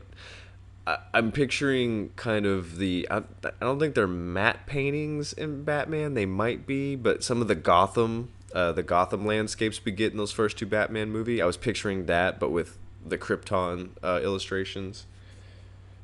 I have a feeling like the whiz bang factor of CGI was in full swing in the mid to late '90s. Like if producers were probably eager to slip those kinds of effects into their movies because Jurassic Park was a big fucking deal. People knew, but at the end of the day, the heavy lifting would probably be done by matte paintings and miniatures. And I think some of the miniature work, because Tim Burton loves miniatures. Oh yeah. That's part of why I love his early movies, because he found a way to work them in all the time. Like one of my favorite shots in Batman Returns is the introduction of the Penguin's lair. Mm-hmm. It's this amazing sweeping shot of a miniature set that's like it's an abandoned zoo basically in the wintertime, and it's incredible. And like the opening shot of Ed Wood, and there's so many miniatures that are used in his films. They're just spectacular, and I have zero doubt in my mind that that's how they would have rendered Krypton, and it would have looked incredible. And yeah, the tectonic plate thing was cool. There's like a sphere motif in some of the art.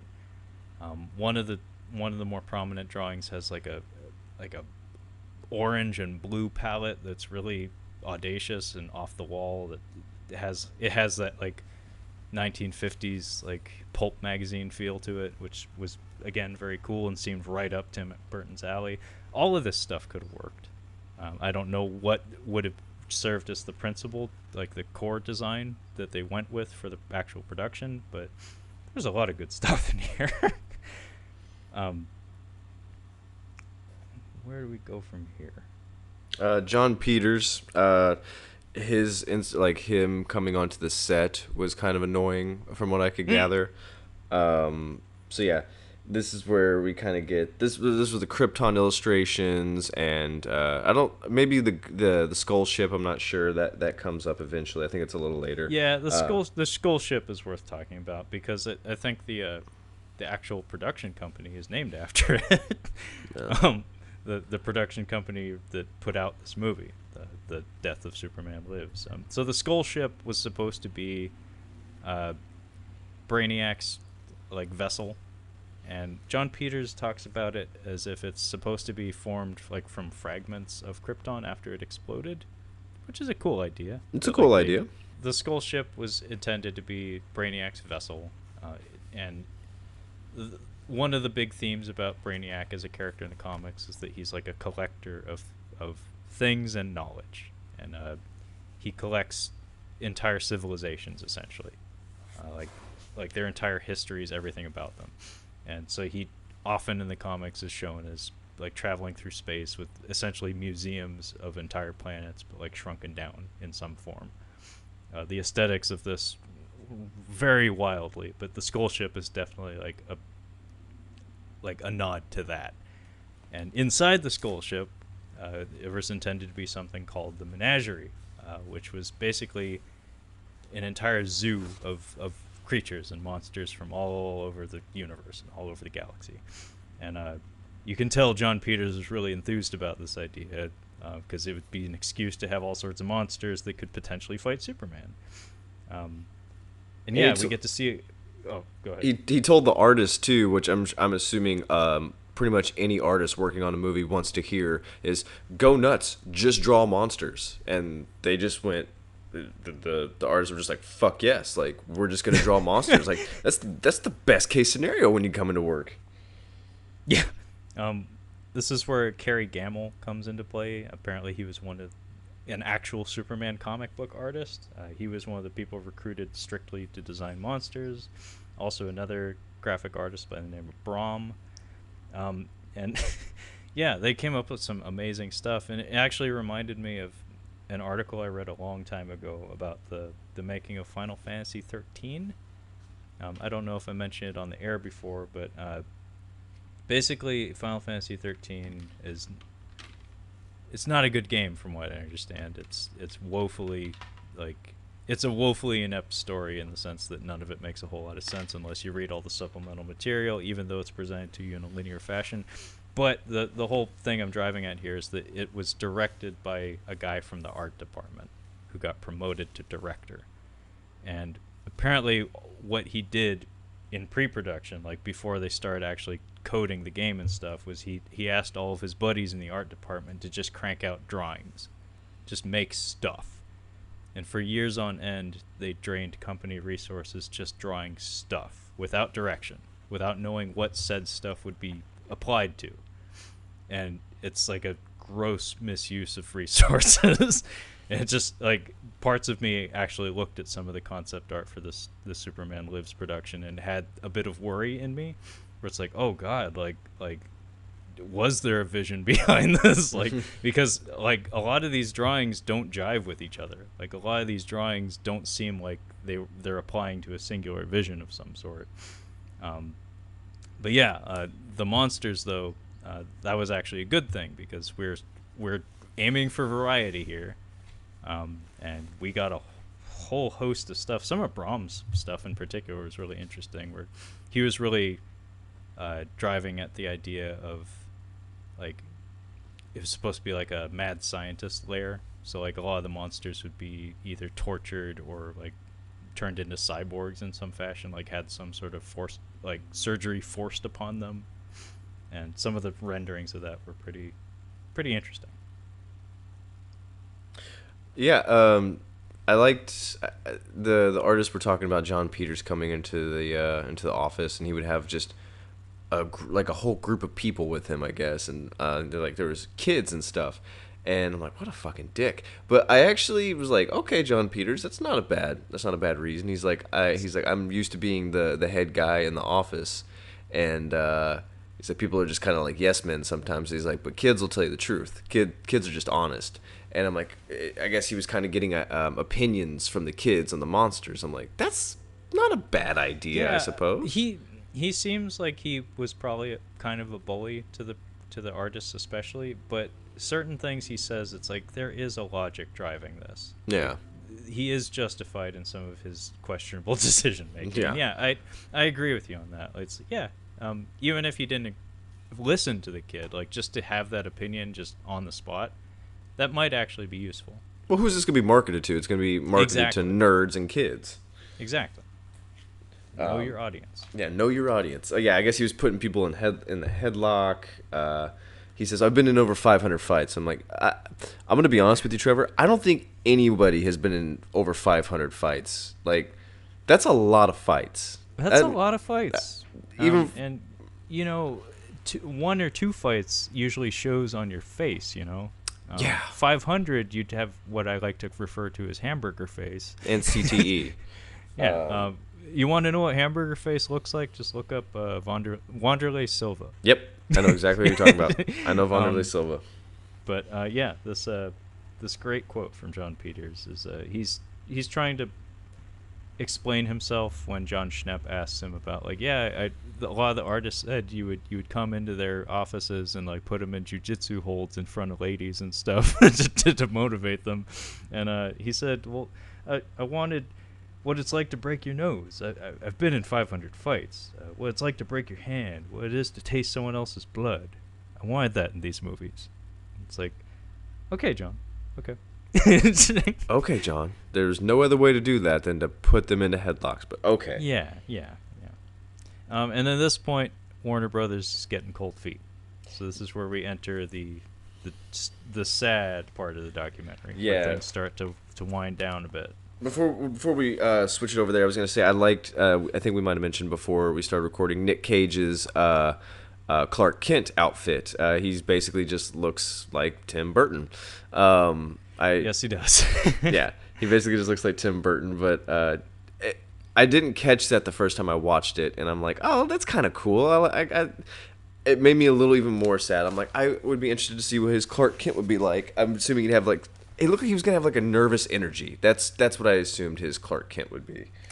Well, I think it comes back to that Tommy Wiseau idea, where I think the idea would be he would be trying too hard, because like Clark Kent, like there are many different interpretations of him, but like in the comics, he like found himself at some point and he just became a normal guy.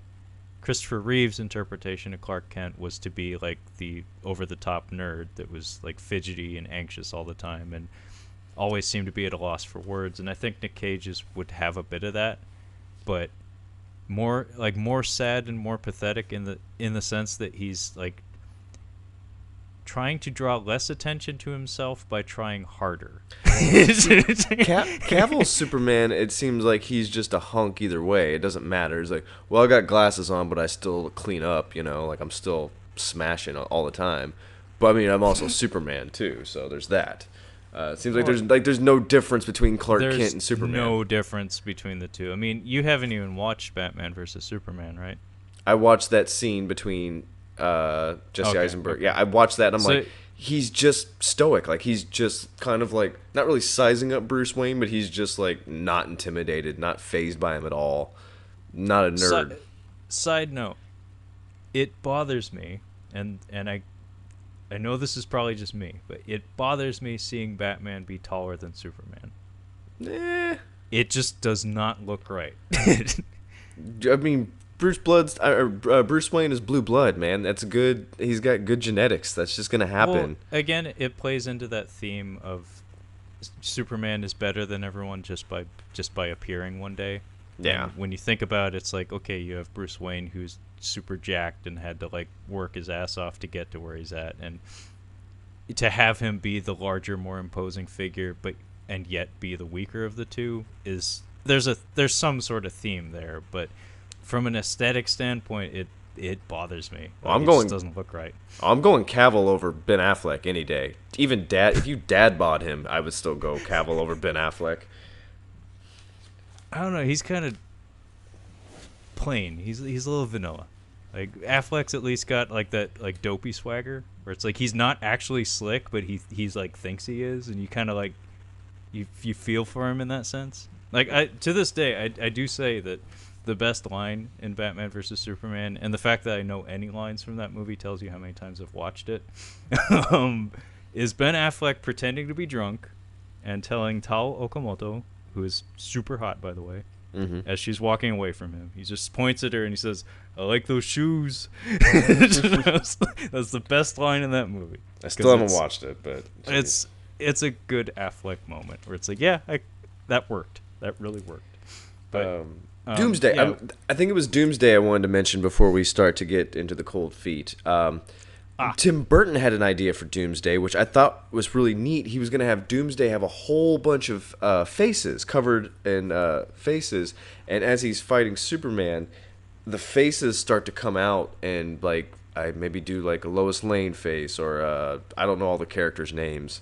but kind of messing with him emotionally. I'm like, that's pretty good idea. How do you think they would have gone about that?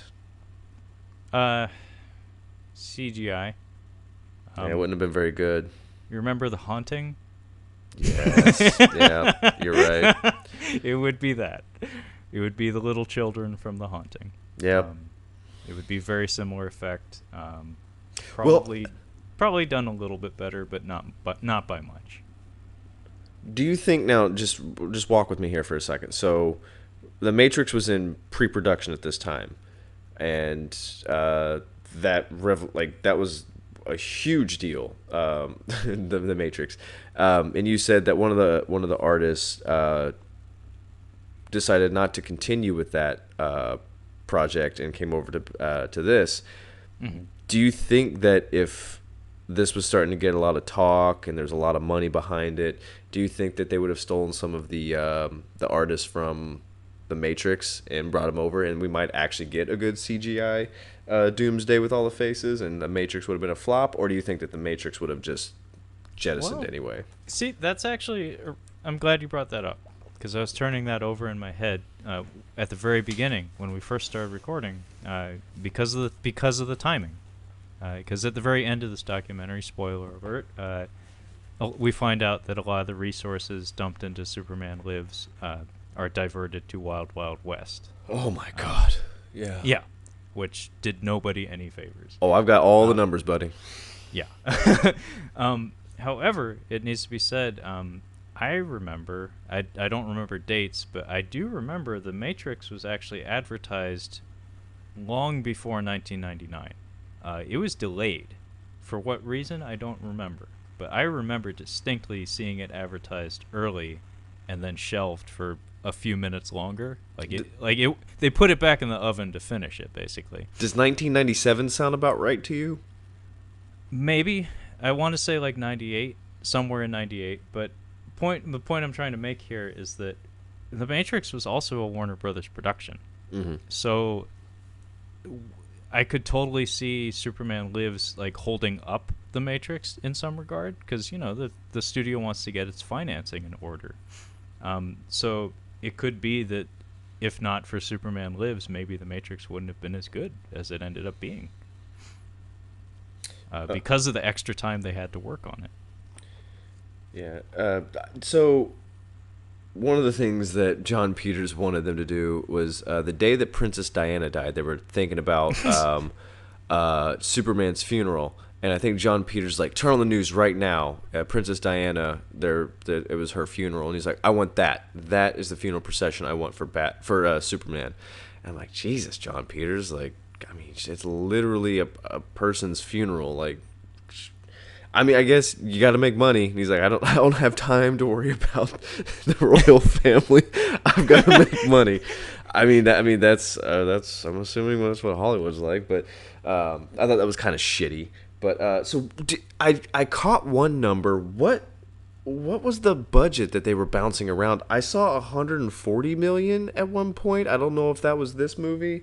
It was 100 or 100 plus.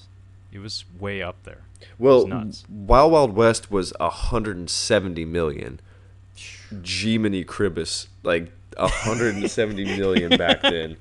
That is insane. It tanked, by the way, as far as investments go. They lost about $57 million on that movie. Yeah, budget was 170. It was 113. It made 113 domestic box office. Jeez. So we said at the top here that Jon Peters and Tim Burton put out just those two Batman movies and made $500 million for 1989 and 1992. One of the reasons why they scrapped this was because they were afraid that this wasn't going to be successful. Like they thought they were gonna put too much money and time and energy into this. Tim Burton had already been working on this, I think, for 2 years now. I think so. Yeah. He'd been working for about 2 years with concept art. I don't even know if he'd started a storyboard at this point. He probably had something, but we don't really get anything. No, we actually do see plenty of storyboards in this documentary of like not of the finished film. Like the Hmm. script was never finished for this movie, as far Yeah. as I understand. So of course we don't have like finished storyboards, but there's a lot of key sequences that were mapped out, Hmm. like the Thanagarian snare beast, which is code for giant spider. Um, La yeah, Aranya. we get to see some storyboards of that. There's a really funny moment in the documentary where one of the concept artists is talking about a scene wherein Superman, and this is studio mandate, by the way, Superman is fighting ninjas, and somebody was paid to storyboard that, and this the concept artist like trails off at some point, and he's like, I have no idea why that's in there, like, because really, it like in no way could you justify a scene where Superman fights ninjas. It just doesn't work. There's no reason for it other than like a studio saying, "Oh, Jackie Chan's popular. The Matrix is about to be popular. We should have kung fu or martial arts of some sort in this Superman movie." It's like, okay, sure. I think one of Tim Burton's friends, I think the guy, his buddy from school, was like, Yeah. yeah, he resented Joel Schumacher for completely messing up his vision of Batman, and Oh, deservedly yeah. so. Yeah, I was really shocked by this. The second writer on the film, who is about to be fired, by the way, as a consequence of the studio freaking out, because their numerous movies start to tank around this time, and they're getting cold feet about proceeding with Superman Lives. So Yeah. they jump the gun. They fire the second writer, the guy who worked on Batman Returns, who's a good friend of Tim Burton's, and yeah, he is pretty he's pretty blunt here. Like Hmm. he actually uses the phrase "fucked up." Like he says Schumacher fucked up Tim Burton's Superman movie, Yeah. and he uses that he phrases it in such a way that he's speaking for Tim Burton. So Yeah. apparently Tim Burton was like told him this that God damn it, Joel Schumacher fucked up my Superman movie, and yeah, it needs to be said that yeah, Batman and Robin didn't do the studio all that many favors, and that was 1997, and this Superman Lives was slated to begin production in 1998, so it's almost like a direct precursor to the scrapping of Superman Lives. But we get a third screenwriter brought on board at this point, Dan Gilroy, and he I don't know. His vision for the story sounds like it was mostly him just sitting down with John Peters and doing what he was told. Oh yeah. Um, he has enthusiasm, but you can tell that he was mostly he was there to bring structure to the thing, not so much to be an idea guy. Which is not a knock on him, but you can tell that he was the third guy on the fucking job. Yeah. He's not gonna like rewrite the whole fucking thing. He's gonna work with what they got and bring some sense to it, right the ship. And yeah, one of my favorite actually, like one of my favorite concept art in the whole thing is LexCorp. The interiors of that building are pretty fucking cool. Oh yeah. Tell the folks about Kevin Smith's story about Pittsburgh. Oh yeah, so Pittsburgh was supposed to serve as our metropolis for this film. So they were planning on shooting in Pittsburgh, which, funny enough, I think The Dark Knight Rises ended up using it for Gotham. Um, but yeah, Kevin Smith, I can't remember what film he was working on. Dogma. Dogma. So he's still working on Dogma, and Superman's still mocking him from afar. Basically, there is a building. It's the PPG building in Pittsburgh. It has an amazing look to it. It looks like a castle or something, like a tall black spire. And he wanted to film there, and then he got told off. He got told that no, that location's like locked down. Superman Lives is going to be using it as LexCorp. And Kevin Smith's like, motherfucker. He's like, really? no shit, really? God damn it.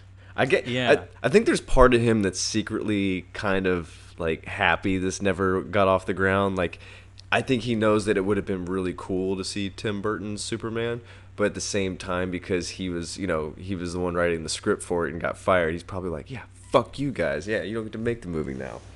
Well, I've been saying it for a long time. Kevin Smith is wonderful to listen to. Like he has such an enthusiasm for everything he talks about. That's like it's infectious. It's hard not to appreciate. But never, ever, ever go to Kevin Smith if you want a movie review, because he loves everything. Yeah. Kevin Smith is just an upbeat guy. He loves everything, and I feel like the fanboy in him would probably actually get in the way of a production like this. Like it's probably better for him to let other people produce the art and him just take it in and enjoy it, because he's so good at enjoying it. I think he's found his niche. Yeah. Making smaller films. Side note, I sent you a trailer for that new Jay and Silent Bob movie. I know. Holy balls. I know. I watched it. I watched it before you sent it to me, and yeah, I needed a moment. I was like, what are we doing, guys? It's bad. It looks bad, but it looks like a bunch of old friends getting together. So yeah, the cold feet is set in, and they are scrapping it. Yeah. Well, they're justified in doing so. Like I think after this, we'll probably kind of wrap up here before long and talk about what if we thought it was going to be good or not, because that's kind of what you want to do with this. But so the reason why they were a little squeamish, they were going to be putting in anywhere from over $100 million into this, which would have been substantial.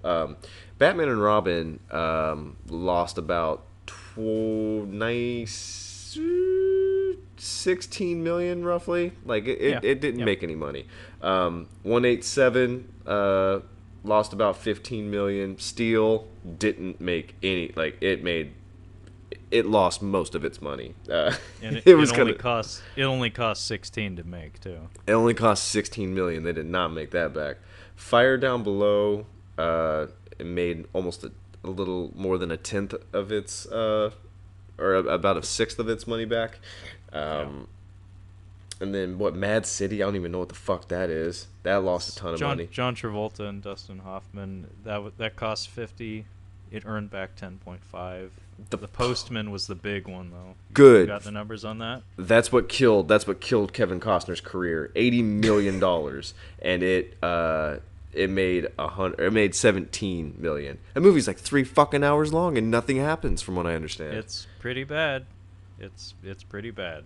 Sphere. At least Waterworld had an energy to it. Well, I was gonna say Dances with Wolves is close to 4 hours long, and that's I think supposed to be his best movie, from what I understand. But he didn't direct that, did he? Did he direct Dances? I think he did. Okay. I think he did. That he gets that. I think that's his masterpiece. Is that The Postman was just as long and not interesting. Sphere, I was actually kind of surprised by. I enjoy that movie. 80 million. It only made 37 million. Side note, I enjoy that movie too, although that had a lot to do with where I was at that point in my life.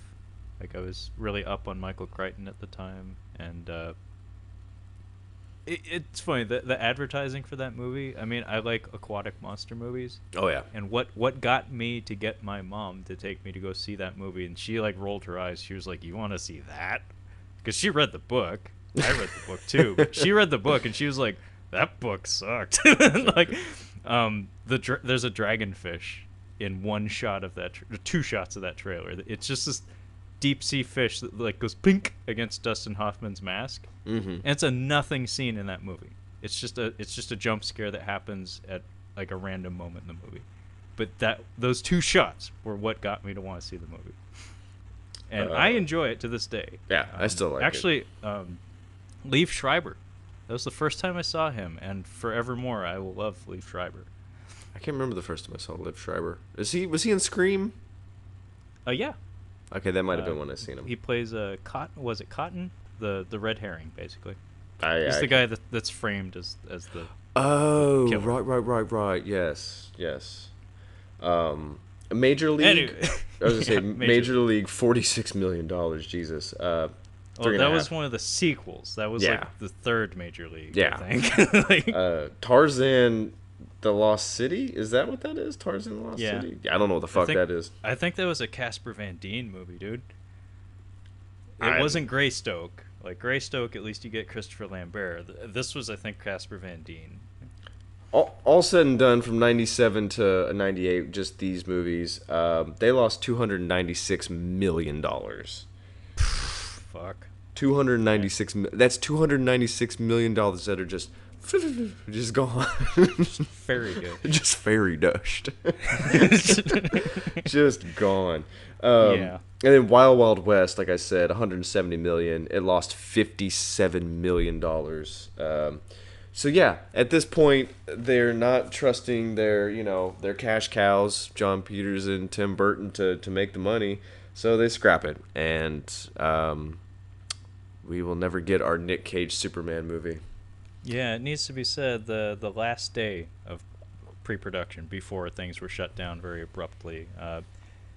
The story goes that John Peters' like production assistant showed up at like the workshop where they were building the Skull ship. By the way, it was constructed out of toy like model train parts, and it looks amazing. Yeah, it does look good. His like assistant, his personal assistant, showed up in the workshop and said, "Oh, John needs the Skull ship," and then they took it, and then production was closed down like the same day.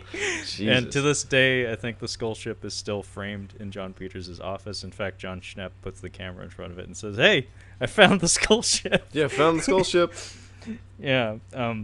And apparently, like they did a camera test with the Superman suit and on Nick Cage, like the very same day that they shut down production. So they show at the very end of the documentary some photos of Nick Cage with various types of lighting to get a feel for how this thing's going to look on film. And then that was that. And yeah, what did you think of the ILM tests for the flying effects? I Did you note that? didn't note that. Okay, well, it's just a brief moment in the documentary, but we get to see some test footage of what Superman's iconic flight would have looked like in this movie. Oh, And yes, Tim the jumping. Yeah. Yeah, that's why I wanted to bring it up. It's because in the old days, early on in Superman's comic book days, he didn't fly. Like it's a thing that nerds know that he leapt tall buildings in a single bound. He didn't fly. He just jumped really fucking high. And Tim Burton, I guess, wanted to get back to that, which is kind of surprising. But visceral was the word that he and the effects artists all kept using in reference to how he wanted it to look. And I get the sense that what we got in Man of Steel, like the look and the feel of it, was pretty close to what he had in mind. But yeah, it would be like Ang Lee's Hulk, where he doesn't fly, he just bounces. He just jumps really fucking far. It's not flying, he just jumps like 15 miles. But yeah, some of the CGI test footage looked passable. I mean, it looked on par with Spider-Man 1, which is not great. But with a darker color palette, maybe would have looked a little better than the first Spider-Man, although I maintain that Spider-Man looks good when it needs to.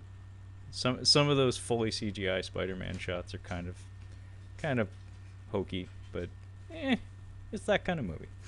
But yeah, Kyle, there was a couple quotes from that fella Sylvain that I wanted to throw out there right before we start talking about how we thought this would have gone down. But I thought this was really, really thoughtful. And like I said, he's very blunt. And I like that about what he has to say in his interviews. So he was a concept artist, the one from Europe. And he says, development hell doesn't happen with no-name directors. And he goes on to explain that basically what happened to Tim Burton's Superman Lives is what happens when a studio is afraid to let go of someone that they actually do have confidence in, but they're getting cold feet about things. And so it results in the situation, the scenario that I explained to you off the air. It's like akin to dating a really, really, really hot girl that you just do not jive with.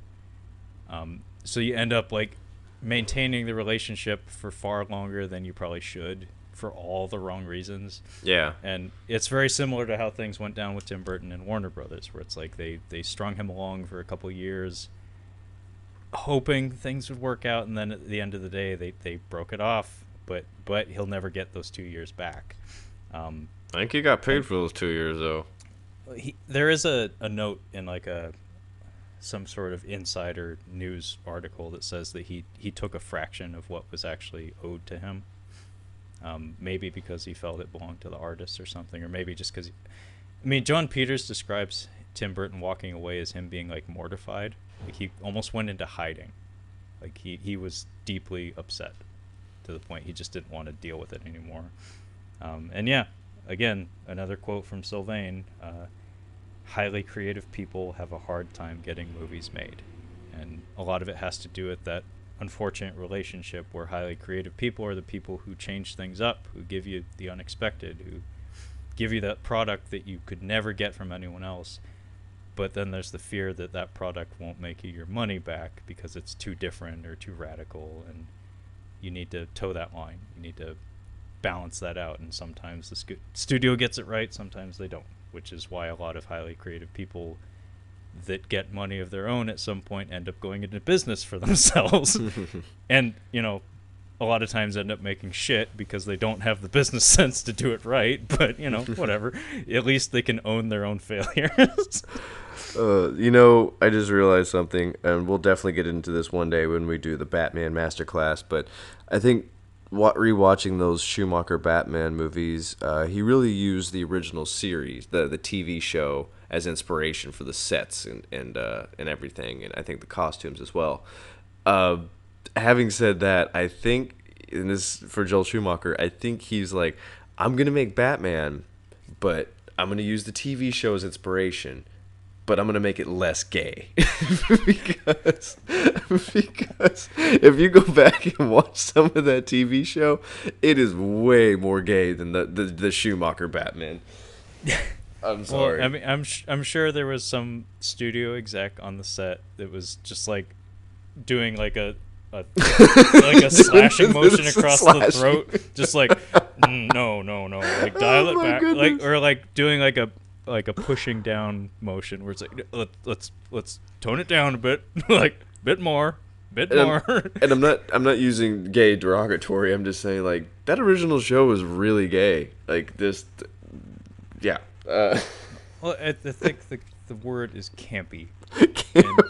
Camp. I'm sorry, I don't. It's campy. I mean, they in a lot of ways they run parallel to each other. But, yeah, I'm sorry. But yeah, I'm sure the studio was not sure what to do with that.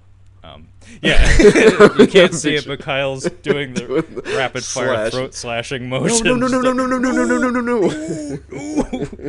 But I mean, as far as if memory serves, Batman Forever made a shit ton of money.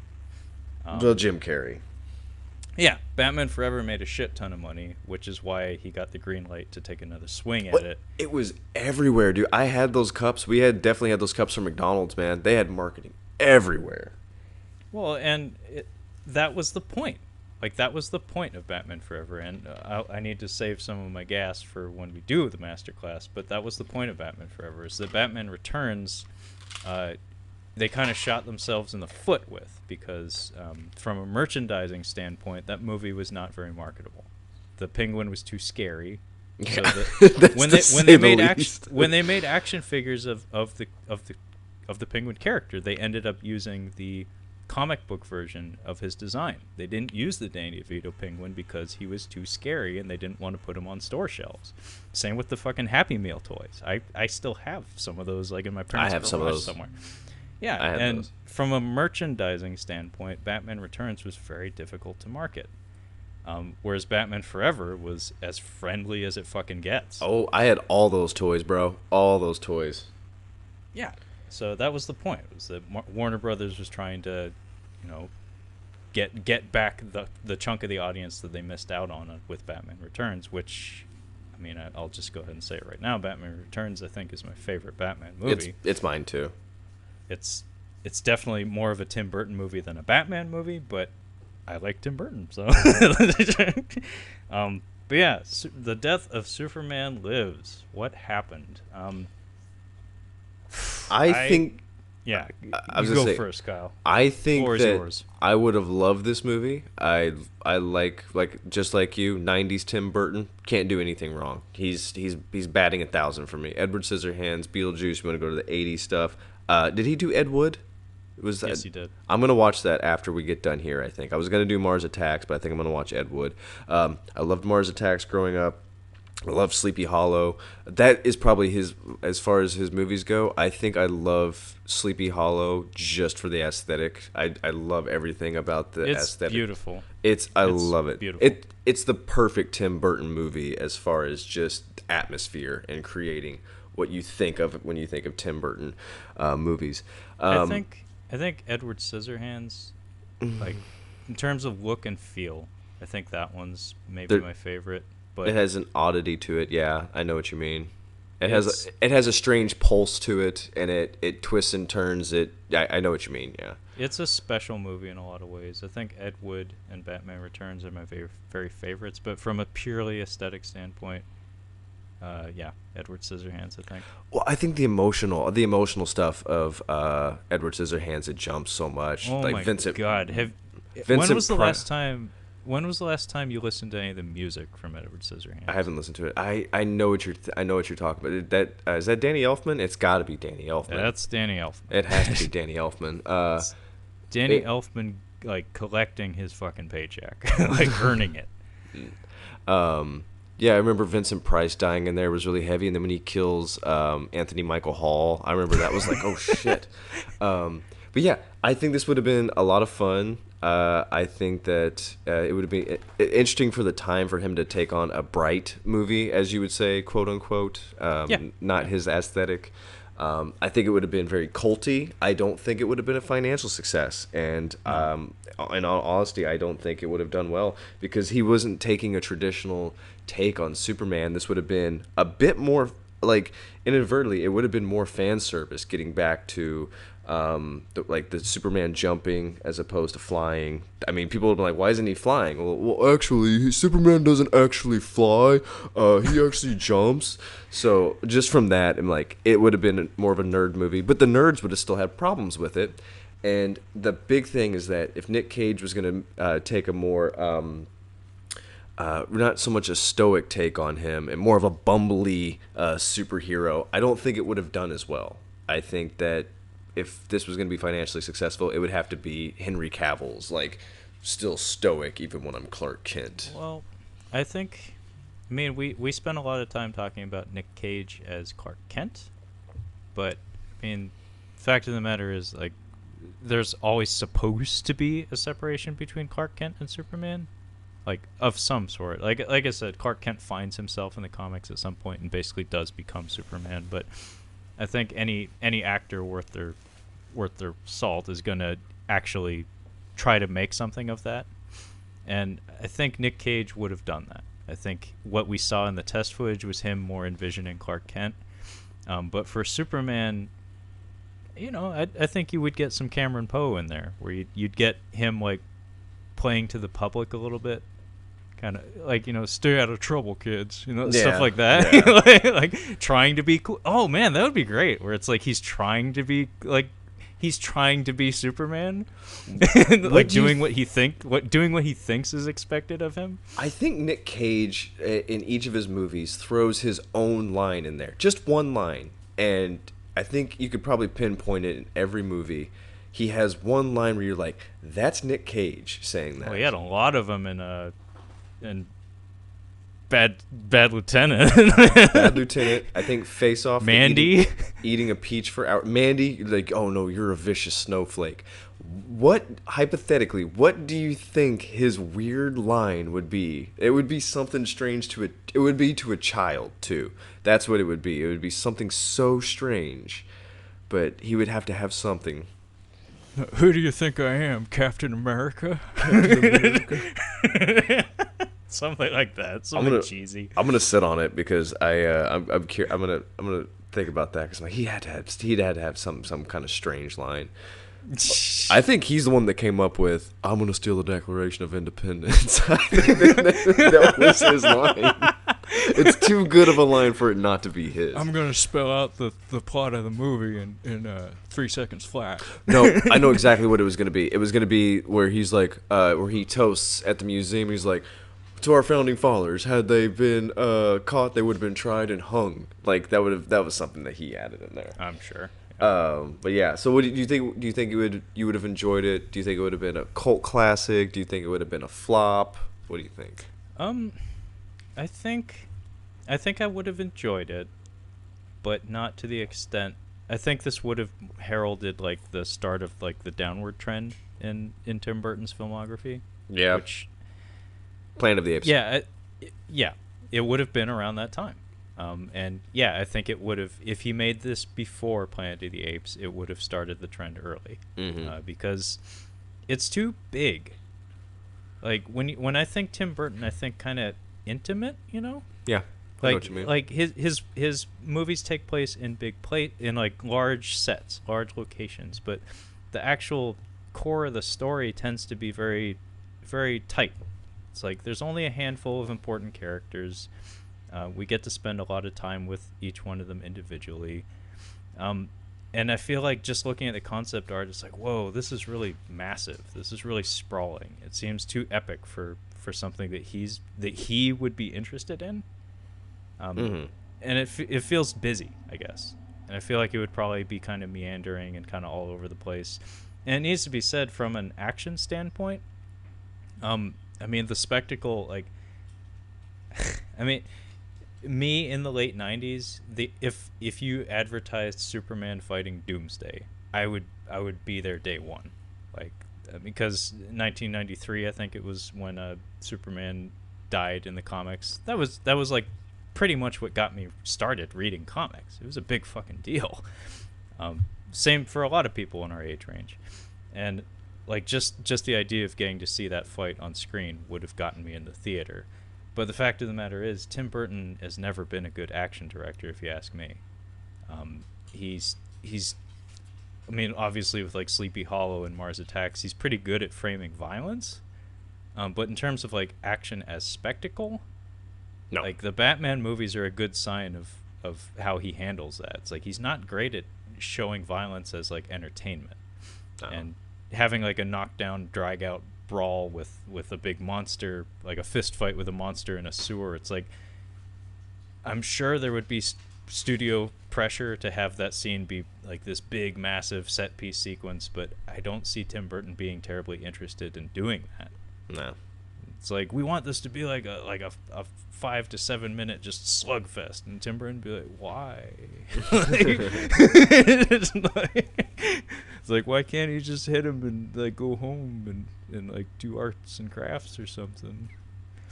But I like his quote at the end of the movie where he says like, visit me when I'm 90, I'll still be here, still gonna make it. Still gonna make the Superman movie. I'm still gonna make it. So apparently he still thinks about it from time to time. Obviously it's never gonna happen, but like it's a project he's attached to, and you could tell just like seeing like the footage of him with Nick Cage that there was some enthusiasm there. But I don't know, I feel like as much enthusiasm as he could have brought to the table, maybe the project itself was bigger than him, like as a lot of movie productions tend to be. So I feel like there would be really good parts to it, but on the whole it probably wouldn't add up to something amazing. Just good, not amazing. Even so, it's fun to speculate. Yeah, obviously. But yeah, I think we're about done. You think? Yeah, that's pretty much it. That's all I had to say about that. Thanks for joining us, and we'll catch you next time. Yeah.